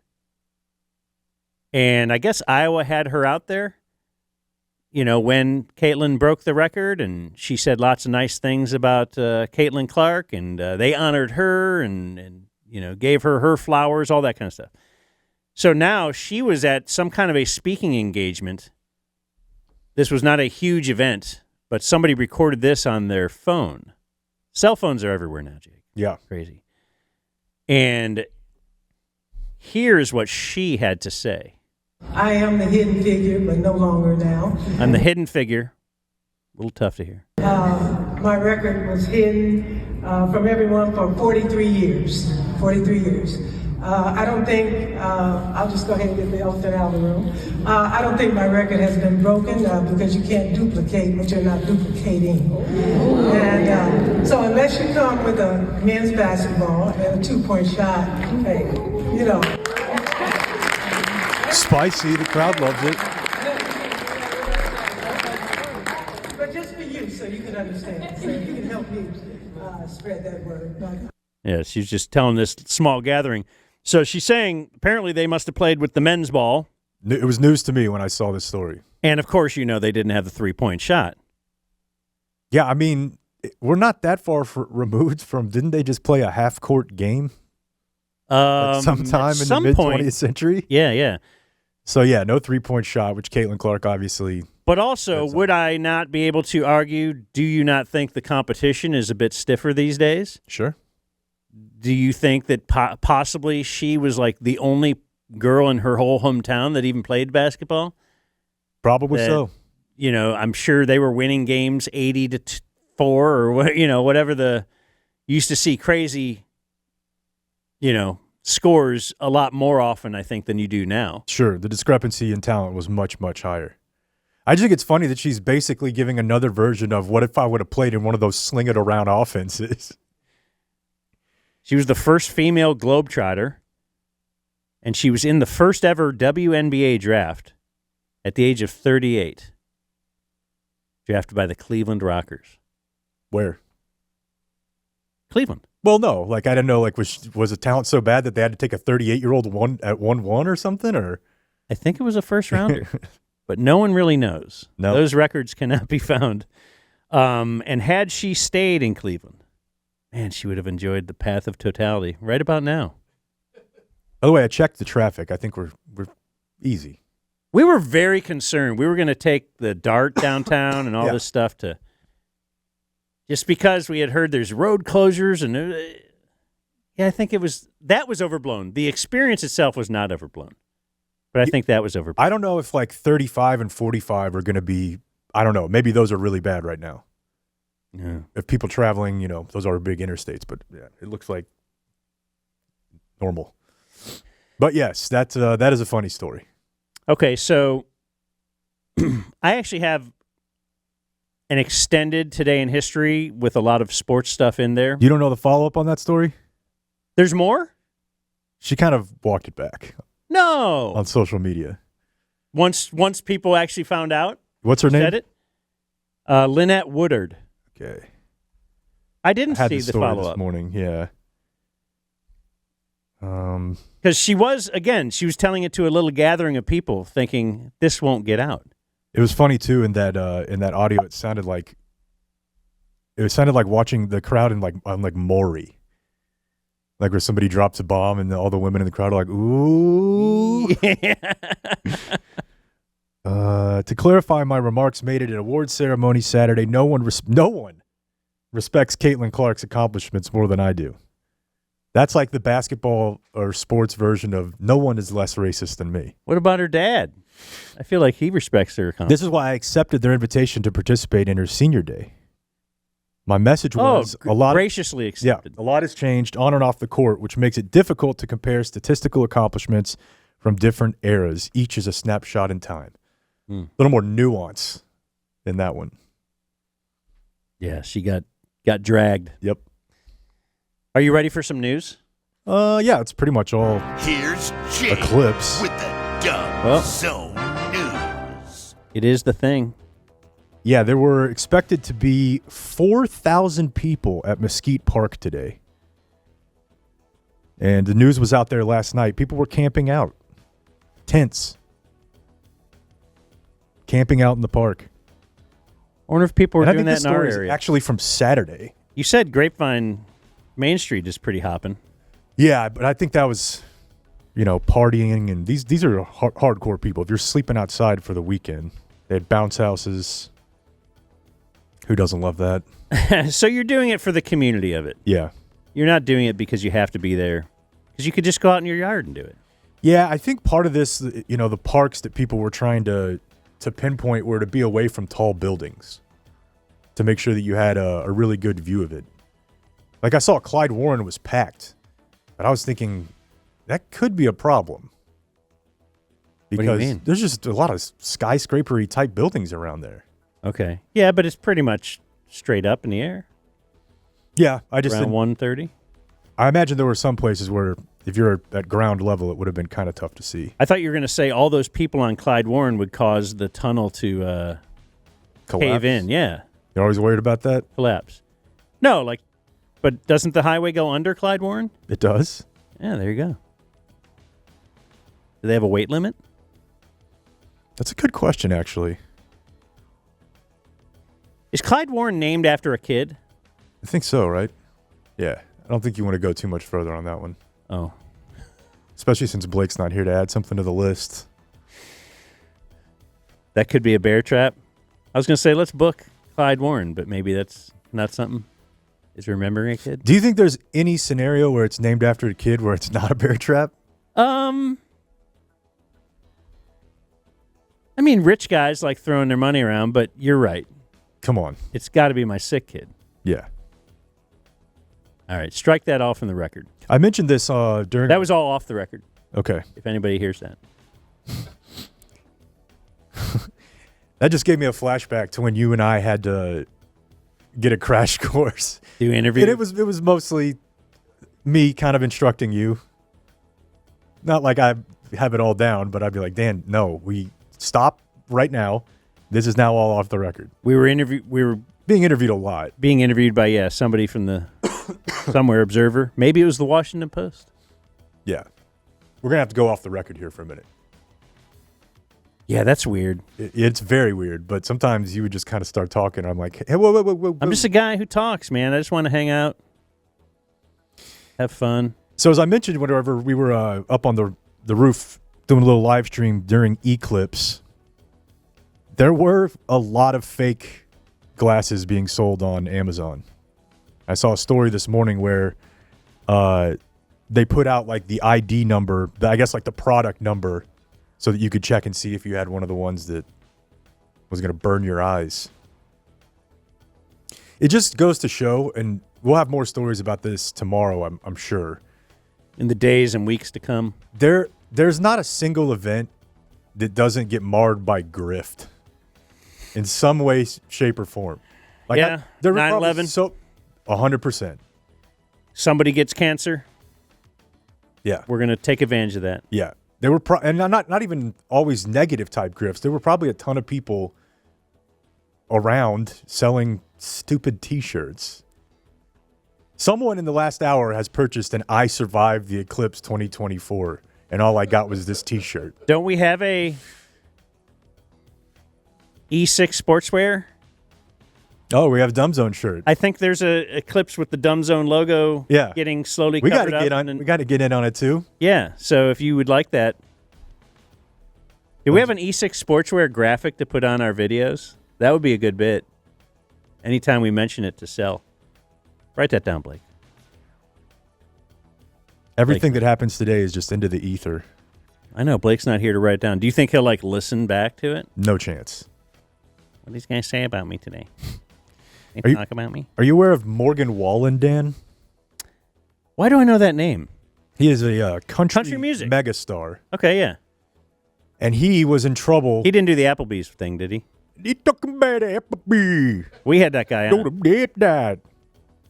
No, that was not him.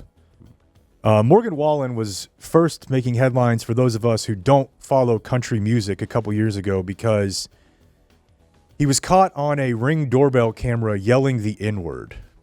And I believe he was set to perform on SNL in the next week or two after the video came out. Well, certainly that hurts your SNL career. Well, can't tell if you're doing a joke or not. Does it hurt your country music career? It did not, and SNL canceled it, and he was on 3 months later. Oh, okay. Yeah. They pulled a Shane. Yeah, he got his training, his sensitivity training. But he's just a wild card of a dude.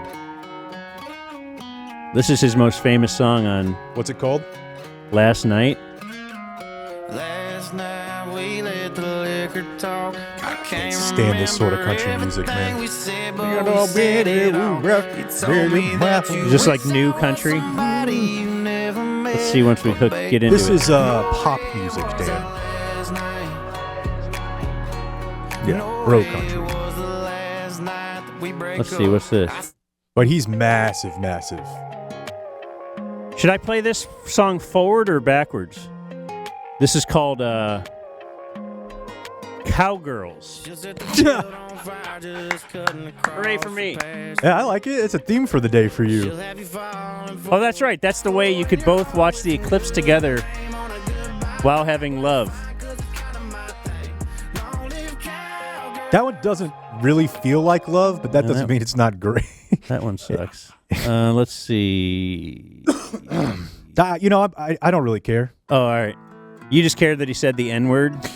Well, he's back in the news. He was arrested. Yeah. It's terrible. Okay, back in the news. He was arrested last night. That's a tough scene. That's going to flag this for being played on YouTube. Yeah, don't. Darn it. It was Saturday. No? It was last night. I was going to say, if you get arrested and the news story says Sunday, Usually it means you got arrested at 2 a.m. Sunday morning. He was arrested at 12:30 this morning. Oh. A little Sunday night partying in Nashville, down in Broadway. That's their entertainment district. He threw a chair from a rooftop bar down into the crowded street. It is a 6-story restaurant. That could easily, like the chairs we're in right now, if you threw that from 6 floors up and it hit somebody, they could very easily die. For sure. Very unfortunate for him. How high do you have to be up if you drop a penny that it could go through your skull? Empire State Building for sure, right? Yeah. Was that ever? There's no way that's true. I guess I've heard it would be embedded into the cement, but I suppose that makes it. I mean, assume that it would go into your skull. What is the penny drop myth? You've heard of like back in the old days when they didn't have anything to do, they would throw a baseball off a high building and see if you could catch it. Yeah, or out of a plane. Like they actually had, or like there was a couple. Didn't you and Bob like broadcast from one of those one time or something? No, I did it off the Stoneleigh. Okay, it was a basketball in Dallas. Tried to catch a basketball, and my big concern was that it would go through my hands, hit the concrete, and hit my chin. I mean, it did go through my hands, but it didn't create a headshot. No, somehow. I mean, I didn't catch it. Who could believe that? So he throws this chair. But Washington senators would catch off the Washington Monument, I believe. I have heard of that. Somebody threw a baseball. Yeah, Sorry. So he's very lucky, and in general, it's a lucky situation that it didn't hit anybody, because 2 Nashville police officers were standing in front of the bar right when they saw the chair drop, and it landed about 3 feet from them. Damn. So, yes, because if you kill a cop, it's even worse, right? Considerably. Do you have an opinion on that? You look like you're contemplative. I agree with it. How does that work with the Logic Party? All lives matter. Almost as much as blue. That's what I say. Security footage later reviewed that it showed Wallen lunging forward while throwing an object from the 6-story rooftop. So it's not like he can't blame another guy. No. His fall guy can't take it. And he was hammered. Yeah. And he's had a lot of problems with the drink before. Is that what caused the N-word yelling? I think he said that was, yeah. And there was also another time. Or played a part. I saw recently, he had like a sold-out show. And he sells out like amphitheaters. So whatever they call the one in, is it still Dos Equis? Starplex is what I call it. Place is full. And as his set's supposed to start, they put up a thing on the screen, like a message from him saying that he's under the weather, his voice doesn't feel good, and he's gotta bail. That night? Like that minute. With like 20,000 people there. So at the time, he's throwing something off a building. No. Okay. Wait, what are we saying When here? you said that night, I thought you meant like, when did he tell the crowd? He told them that night. But no, this was like a few months ago. Oh. But yeah, it's not like he told them a couple days beforehand and said, hey, you'll get your money back. His set was about to start. Oh, okay. So you're already seated. Yeah, full on. And then I think he checked himself into something. Oh, man. Rehab or exhaustion or something. But yeah, You're heading to exhaustion rehab. Yeah. I do wish that there was... I said this a couple weeks ago, but I really do think I could benefit from just a few days of doing absolutely nothing. It just turns out that's not great when you're trying to A, build business, and B, have family. Yeah. It never ends, Dan. It is kind of funny because I knew you'd love this element. When he did get caught with the slur, country radio said, we'll stop playing your music for a little bit. So kind of similar to what happened with SNL. But the people wanted it? Yeah. The people demanded it? I remember hearing at the time, whenever we were still in the radio game, that it was either DJs or PDs, oftentimes one and the same at a music station. They were getting hammered on the phones. That people were just really upset that they had caved to their woke cancel bosses. culture. Yeah. Do you remember when the Michael Jackson documentary was on HBO or Netflix? Yeah, and people stopped playing Michael Jackson music.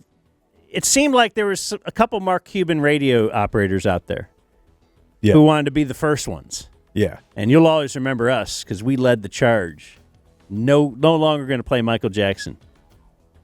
And that died down pretty quick. That one was insane, though, because while that documentary was damning, it was damning. It wasn't shocking. Right. We all kind of think that. The first thing in my lifetime, I don't recall ever not thinking Michael Jackson was a pedophile. Yeah. Like, as soon as he entered my consciousness 30 years ago, the jokes on the playground were already like, he likes little boys. Has Macaulay Culkin ever commented? Like, I think he's denied and defended, man. Okay. Well, and maybe he didn't diddle Macaulay Culkin. Yeah, You but know? there were other kids there that said that they are positive he did. Mm. You remember how one of the kids he would make go to the corner of the room and like bend over? Yeah. And he would just like stroke it. I do believe While staring at his recall little that, yeah. boy beehole. Yeah, a little starfish. Yeah, no, it was damning. But the radio station PD, he's like, what? Right. Pull the Michael Jackson. Ridiculous. So the comp I made was Mark Cuban, when Kobe died, vowed that the Mavs are retiring his number. They've never really hung a banner, right? Like, No. he never really followed through on that, did he? No. They might not give the number out. Yeah, and it was like, well, which one? But, like, if Luka wants it, he gets it. If Kyrie wants it, he gets it. Ooh, I don't know about that. Interesting. I don't know about that. But I'd love to see Luka try. I'd like to see Kyrie try, and then Kyrie could say, I want to honor him. my hero. Yeah, which it was. Right. I have long wanted Luka to go into contract negotiations and say, I want to be here. But there's one thing you got to do. I'm wearing 24. Just to put Cuban in that spot. I think that would be great. Because obviously Cuban would sell it as like he's honoring him too. Right. But what if Shohei wants Jackie Robinson? Have we talked about this? no, but that's a good one too. I don't think they do that. He's like, all right, I'll go play in Japan then. That would be great. But everyone else, Because MLB wants to be performative here. but everyone else still wears it on Jackie Robinson Day. It's just his regular number also. Yeah. That'd be really funny. He wants to make it Shohei Day. Can I tell you what your local news is going to be full of tonight? Probably in like the C or D block. And tomorrow morning as well. Just like at the start of school, it will be your cool Eclipse kid picks.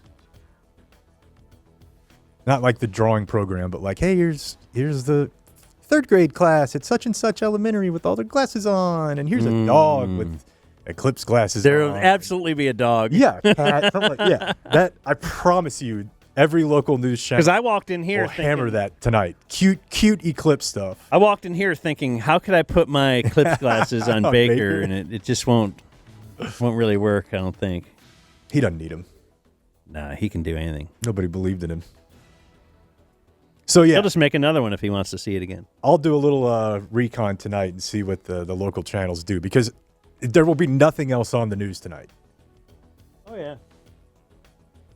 There was nothing else probably last night except for getting ready. Yeah. All right, there's your news. What a jerk. The Dumb Zone News. Da, Like da, da, and da.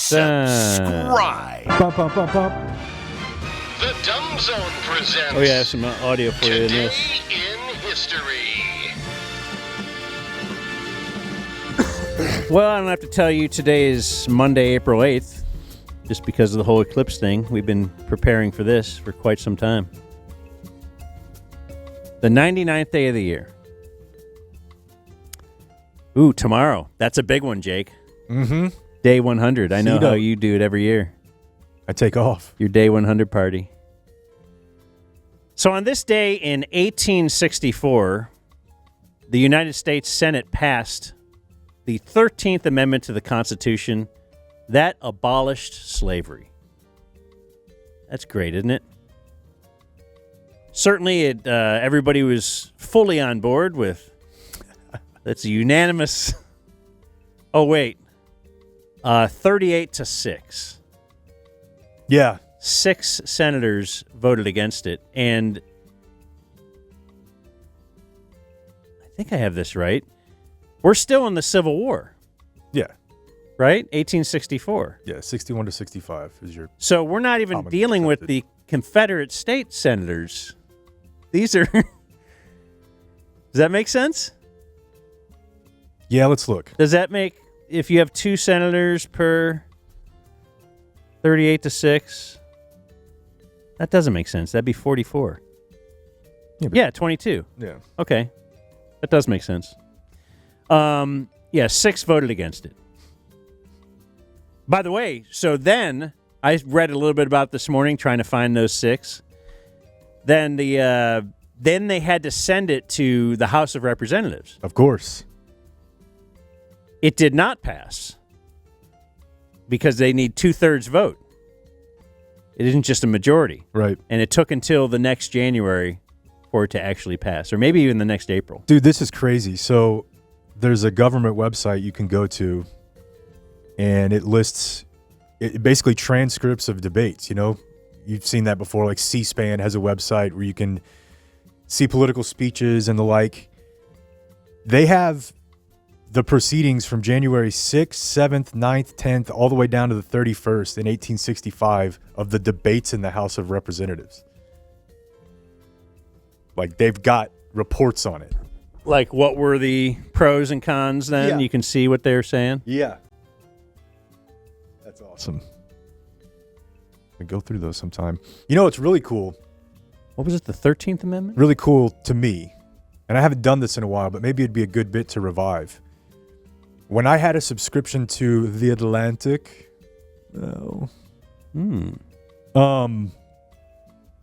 that publication has been around forever. Like, I do believe it was around in the late 1800s. And you could go, if you had an actual active subscription, you could go read issues from then. And it was fascinating. Like, find out what the cons were? Why we're not into this? But not even just stuff like slavery. You know, like, what were they worried about that they would write about? You know, because now, like, The Atlantic is like, is AI going to kill us all? Yeah. But, you know, they were writing in 1904, you know, is the country going to hell because of fill in the blank? Or, you know, women. Should we let them vote and stuff? It's crazy. Okay. I'd like to really, see that. really interesting. And it's not a summary. It's word for word. What they were writing. Yeah. The woke Atlantic. All right, so trying to get it passed through Congress, one of the dissenters, Representative Chilton A. White. Oh, that just sounds... Yeah, I guess his name is White. He it says here, among other opponents, so he's just stepped forward to be the mouthpiece. He warned the amendment could lead to full citizenship for blacks. And that would be... Come on. Look, I know it's a couple steps down the road, but... Slippery slope, What if we get there? You know, like, everyone who was voting for it was like, yeah, dude, that's what we're trying to do. Also, do you know Lincoln was pretty stoked, and maybe he did actually debate Frederick Douglass on this one, but I think he was trying to look for a good political answer to all of this where I could get both sides kind of happy here. He had his original plan was to round them up and send them back. That is true. Like, what if we just get rid of all black people? So, but by this time, of course, many generations of black people, they were American. But let's just send you to Africa, drop you off. Like, that was a plan that he thought, well, then people who are, anti-slavery. Well, we don't have slaves anymore. And people who don't like black people and stuff. Well, we're not going to have them anymore. You don't hear about that plan as much. No, but then that wouldn't have worked out in the end, right? Because they ended up kind of with a quasi-slavery anyway afterwards. Yep. Oh, well. Let's see here. On this day in 1974, Hank Aaron of the Braves hit his 715th career home run, breaking Babe Ruth's record. Who caught that ball? Don't know. You've interviewed him. I wonder if we talked to him about it. I just got reminded this morning looking at this.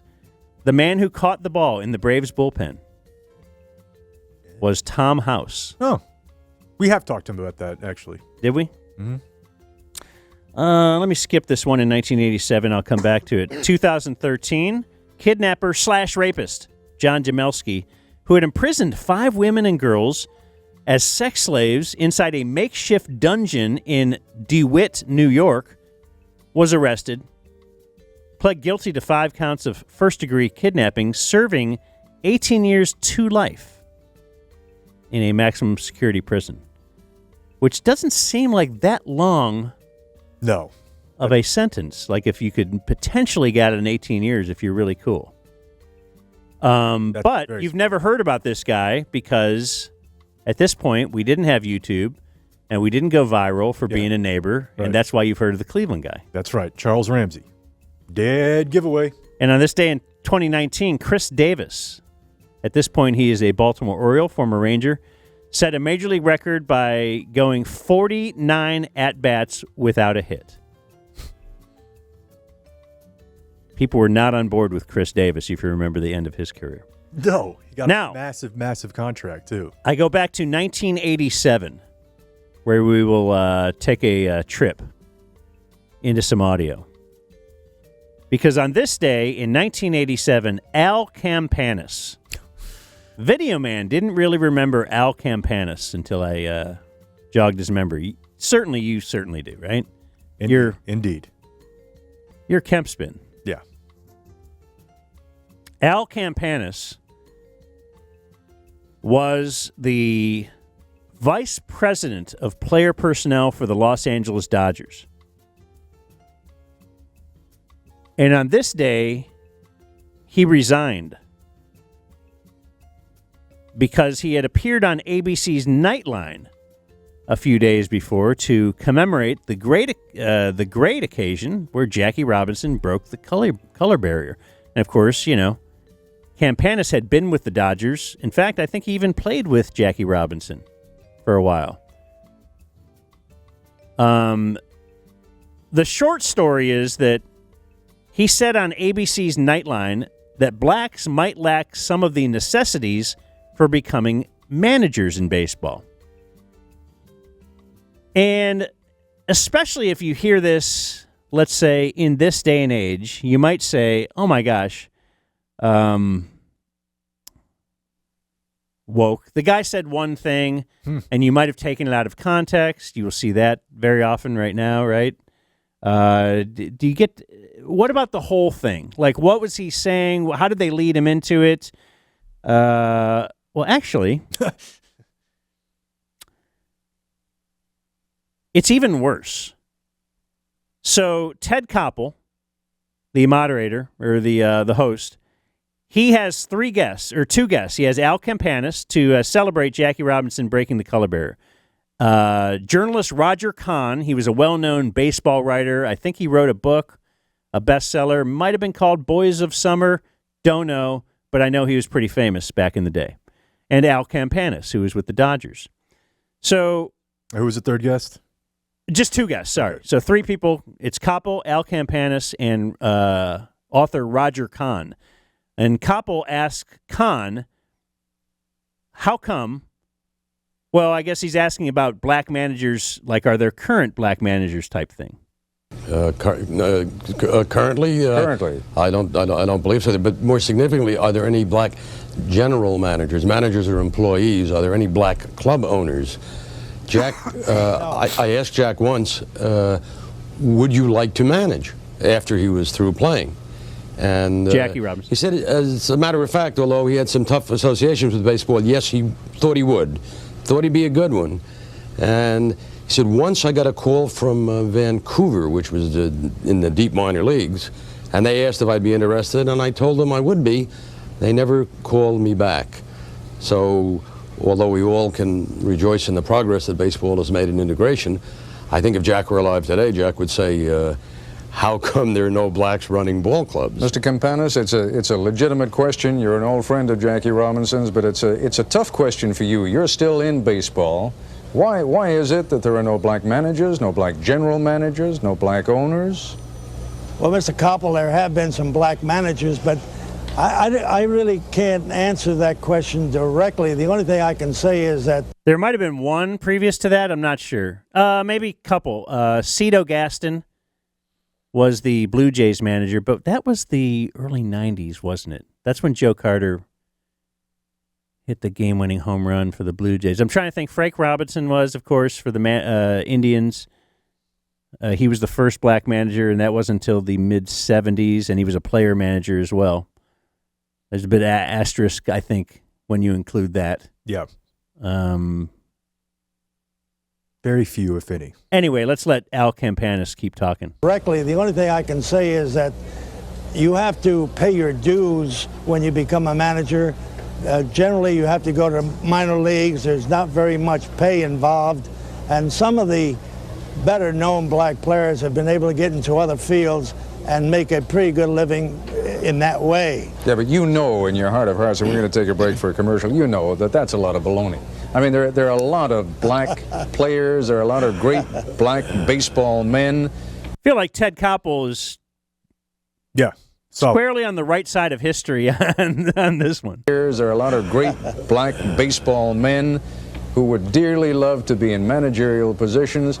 And I guess what I'm really asking you is to, peel it away a little bit. Just tell me, why do you think it is? Is there still that much prejudice in baseball today? No, I don't believe it's prejudice. I truly believe that they may not have some of the necessities to be, let's say, a field manager or perhaps a general manager. You really believe that? Well, I don't say that they're all of them, but they certainly are short. How many quarterbacks do you have? How many pitchers do you have that are black? How do you think this is going for Al Campanis? You think he's talking himself out of it yet? Not quite. How many quarterbacks do you have? How many pitchers do you have that are black? See? It's yeah, but I mean, I got to tell you, that sounds like the same kind of garbage we were hearing 40 years ago about players when they were saying, not really cut out. You remember the days, hit a black football player in the knees, and no, that really sounds like garbage if you forget to say so. That must have been something that I've never heard of. I wonder if Chappie knows about that or somebody older. Yeah, I mean, I don't know the specific incidents. To keep blacks out of even playing, it was, they're not as tough. Yeah. They would be refereed differently. Yeah. If you forget to say so. It's not garbage, Mr. Koppel, because I played on a college team, and the center fielder was black, and then the backfield at NYU with a fullback who was black. Never knew the difference of whether he was black or white. We were teammates. So it just might be that why are black men or black people not good swimmers? Because they don't have the buoyancy. It may just be that they don't have access to all the country clubs and the pools. But I'll tell you what, let's take a break and we'll continue our discussion in a moment. He thinks he's killing it. Yeah, definitely. I mean, it's just like how they can't swim. They don't have the buoyancy. What does that mean? Like that is obviously hilarious, because it seemed as if he was going down the path of trying to say they don't have the intellect, right? Pitching, quarterback. He's trying to say, without saying it, that he believes that even if given the opportunities of education, that black men are less intelligent. And somewhere along that, he remembered that he thinks they can't swim all that well either. See, also, yeah. There's a variety of things black people can't do. He just had to throw that one in there. The buoyancy thing really insane. Is that something that people were saying? Oh, I'm sure. That's why, and Ted Koppel's like, maybe because they... Yeah, maybe because, during the 60s, whenever they attempted to go to pools, hotel owners would throw acid into the pool. or That's public real? pool. Oh yeah. My gosh. You never seen that picture? No. Yeah, there's a family of a black family. You could probably guess where it is. It's somewhere where you think it is. And they're in the pool, and the owner comes out and he's got like buckets, paint buckets, and he's like dumping acid in the pool while the kids try to get out. It's a very horrific scene. I don't know that I need to add that last part. I don't think you were thinking it was a fun scene. That was very unnecessary. I mean, did they start tripping and watch their hands go? No, it wasn't LSD. Oh, you said No. acid. Oh, okay. I was No. like, how cool would that be, man? For free? Yeah. What if we had an eclipse now? Oh, there is now. Like if you're on acid. All right, let's just kind of continue. Let's continue after the break. Oh, I'm sure he, got his senses together, and things will be a lot better after the break. Continuing our conversation now with Al Campanis and Roger Kahn. Mr. Kahn, how much courage did it take on Branch Rickey's part? It took enormous courage, and he was threatened with ostracism by all of the other owners. The people that Red Smith used to call the fatheads who run baseball.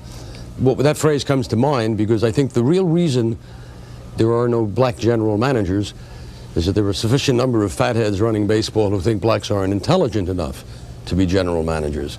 Al Campanis has been a friend for 40 years, and he doesn't only have my respect. The Dodger record tells us what kind of a baseball man he is, but let's say what it is, that there is a sense that the black can work in the field. He can work in the cotton field, he can work on the ball field, but ask a black to use his brain, run a team, plan a team. Oh my goodness, you're talking about real integration there.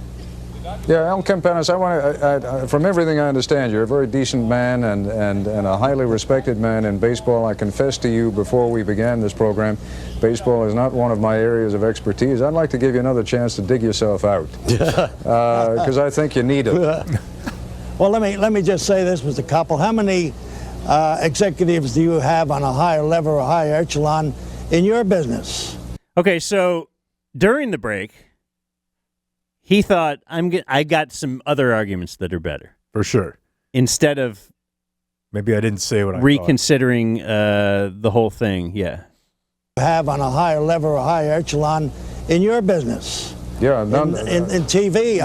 You're absolutely right. Or anchormen. How many black anchormen do you have? Fortunately, there are. Yeah, fortunately there are a few black anchormen. But if you want me to tell you why there aren't any black executives, I'm not going to tell you it's because the blacks aren't intelligent enough.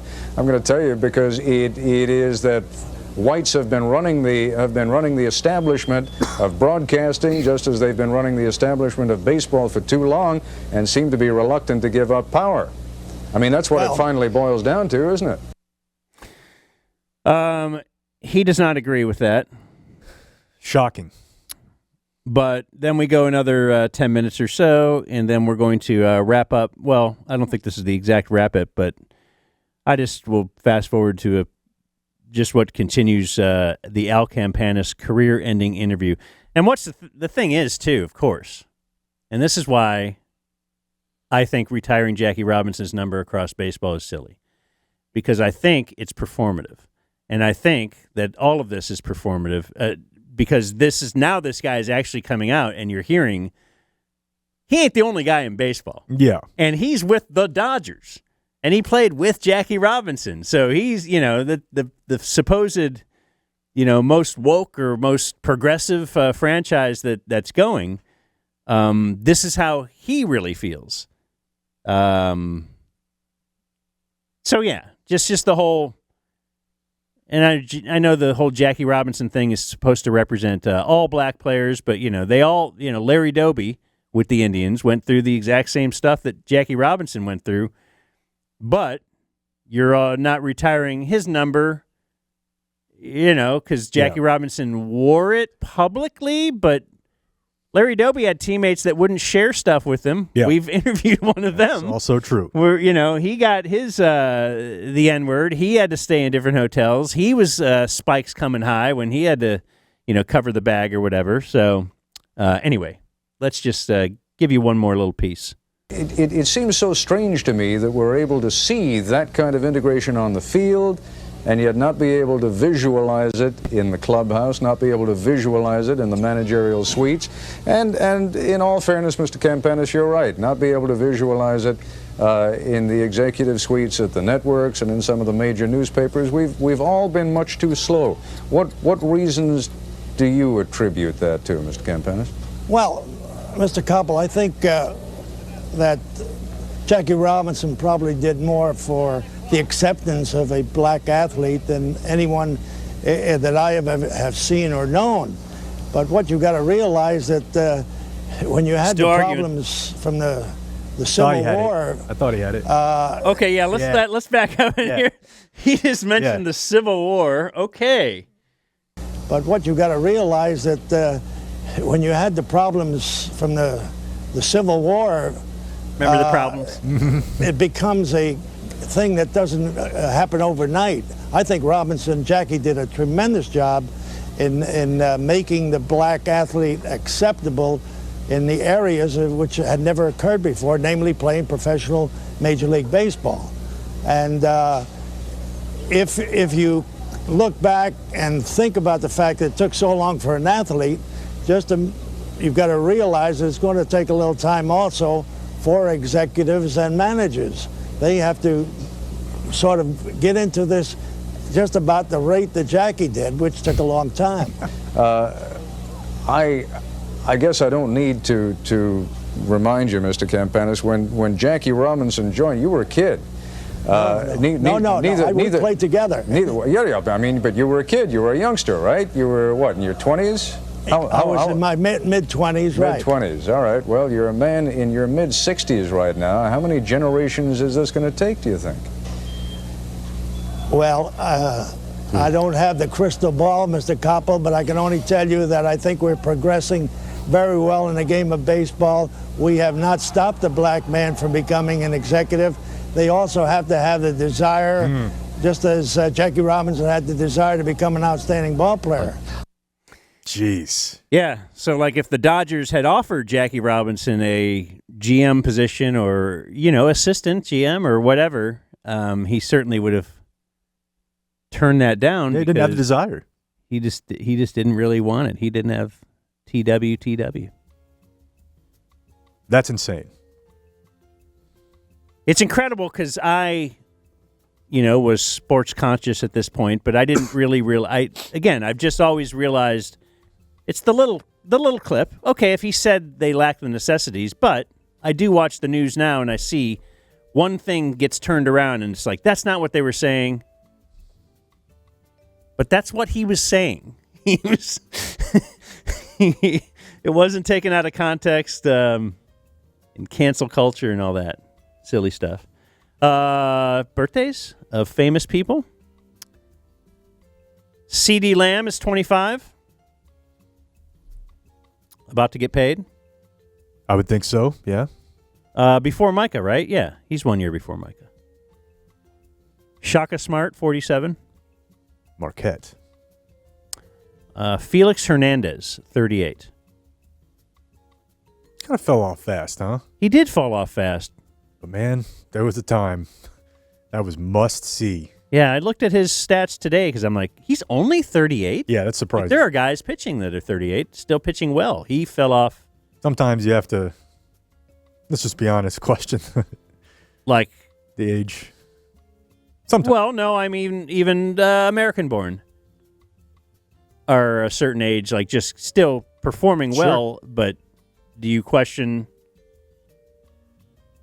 No. Or do we question Felix's age, are you saying? Yeah. Oh, okay. So maybe he's actually older. He might be. Sorry, my bad. I don't think that's racist because it's actually been proven with a number of Latin ball players. Like, no one has a clue how old Albert Pujols is. I don't know if he knows. And they have said, they want to tell scouts, if they tell a scout that you're 19. They're like, ooh, that's a little late. Right. Yeah. Yeah.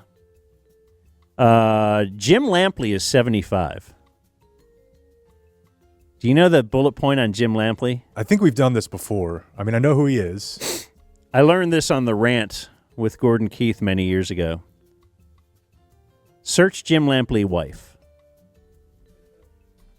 Because I believe this is where the whole discussion of having a lobster claw comes in. She's Bree Walker? I believe so. Okay. What is a lobster claw? Is it like you actually have like 2 fingers, or I don't. It probably varies. Are you looking at it? No, I mean, yeah, it's a little. Yeah. All right. Made it to TV. She made it to TV? Yeah. All right. Tim the Tat Man is 34. He's a very famous Twitch and YouTube streamer. Oh, wow. 34 seems old for that. Well, he got really famous, and now he's... Yeah, I guess that's true. Now he's living off his continuing to million. get old. Yeah. John Schneider is 64 from the Dukes of Hazzard. He has some wild opinions. Oh, yeah? Oh, yeah. Racist? It's just... Just anything? Yeah. COVID-y. Richard Hatch is 63. I know, it's shocking that one of the actors from the Dukes of Hazzard has some... Sometimes life political imitates social art. opinions, yeah. Richard Hatch was the first winner of Survivor. Taxes. Back when I was... I mean, Bob made me watch it, but I was not anti-watching I wasn't Survivor. either. I liked it a lot. It was... You might say I was stoked. I don't know what year that was, but I was old enough to, like, it was family viewing. Yeah. We were really into it. Yeah. For a little bit. Learn stuff. Kind of think, could you do it? Oh, you got to play political game. Mm-hmm. That's when they were first kind of figuring that out, too. Dean Norris is 61. Is that Hank? Hank from Breaking Bad. Robin Wright, 58. I think Dean Norris accidentally tweeted a porn link once. Damn, Blake isn't here to write that down. That's another Kemp spin. It's actually even funnier than that. Somehow. This was in May of 2018. And at Dean J. Norris probably was trying to search in a search bar for images, but instead just tweeted sex gifs. What do you get when you search that? I don't know. Yeah. Sex gifs. It has 12,000 retweets. It's still up? Well, it was at the time of this article, yeah. Respect if that's still up. Robin Wright from The Princess Bride. Patricia Arquette is 56. Is she the one from Escape from Dannemora? Yeah, she's great. It's a great little show. Emma Caulfield is 51. I believe Buffy the Vampire Slayer. And keeping with that theme, musician Ezra Koenig is 40. Vampire Weekend. Let's cut that back a little bit. Born on this day, now dead, a lot of people, including Chris Kyle, the U.S. Navy SEAL sniper. I believe there was one... I think we can tell this story. I believe there was one... I want you to tell every story when you once upon hesitate a time, and go... Yeah, and I think mostly I have. I don't know this first or even second hand, but there was some people had said that Grego had said that he knew him pretty well and was at the funeral, and I believe even carrying the casket because he was off work the day of the funeral, which I believe was at Cowboy Stadium. And I don't believe that was true. Wow. But, you know, it was a time where there were a lot of tall tales being told. And yarns being spun. Yeah, really. I mean, it's obviously a very tragic story. But really kind of a weird move to take a guy that you know is really having a tough time. Depression, has suicidal ideations, and your form of therapy is to take him to a gun range. Yeah, no, that's almost a little victim blaming there. They do it for sure, and it does work. You know, Chris Kyle took lots of guys. The guy who would kill him. Yeah, but it's a common thing in the military. So you were just saying it just doesn't seem ideal. That it's a very serious story and all that kind of stuff. And I was trying to think in my head real quickly come up with a way. How could we make the Chris Kyle story into a comedy? What do you got? Well, I don't think there is a way, but I was thinking. Grego drops the casket? Okay, maybe, but it ain't gonna work, buddy. Yeah, I'm with her. But what flashed in my head was, because you said it's a tragic and all that, and I said, yeah, and I nodded, agreed, but Hogan's Heroes was a comedy about a German concentration camp in World War II. It's true. Or POW camp, I should say. Yeah. Concentration camp, I'm not sure you can find. Probably not. If 60s TV couldn't find the funny in that, then it can't be found. Yeah, I would agree. But Hogan's Heroes was legit a comedy. I mean, the Germans, they're pretty bad. I can't imagine being a POW of the Germans was that great. Anyway. Died on this day, still dead. Let us know what you come up with. If you have any sometimes I just throw it out there just to get the people thinking. Okay. Ryan White, Margaret Thatcher, James Hellwig. I only have this on there for Ty.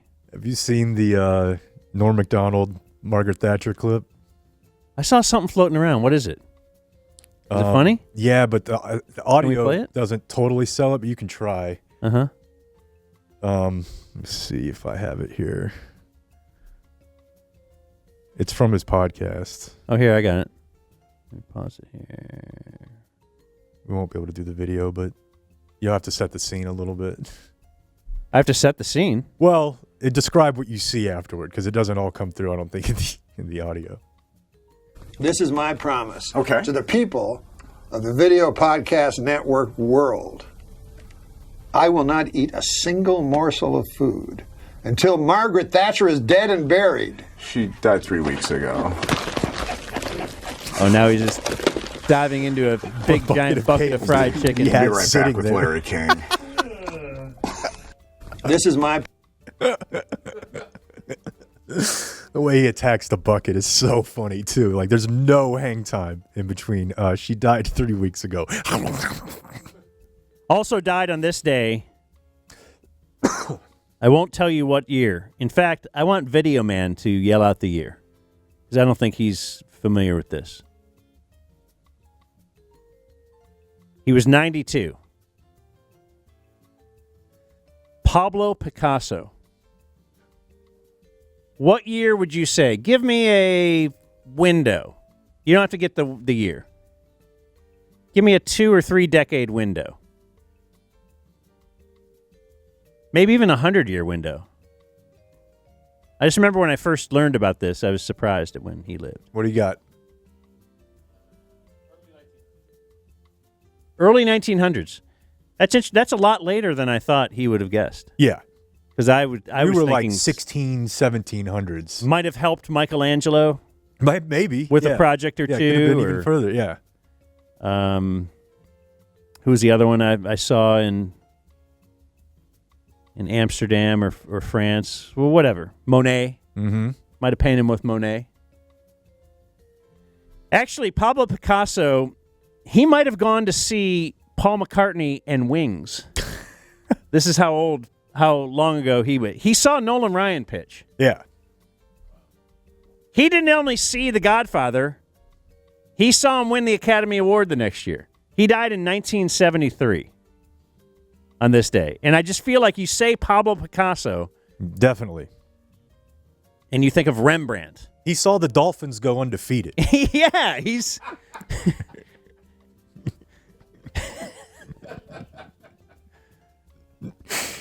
Amazing. And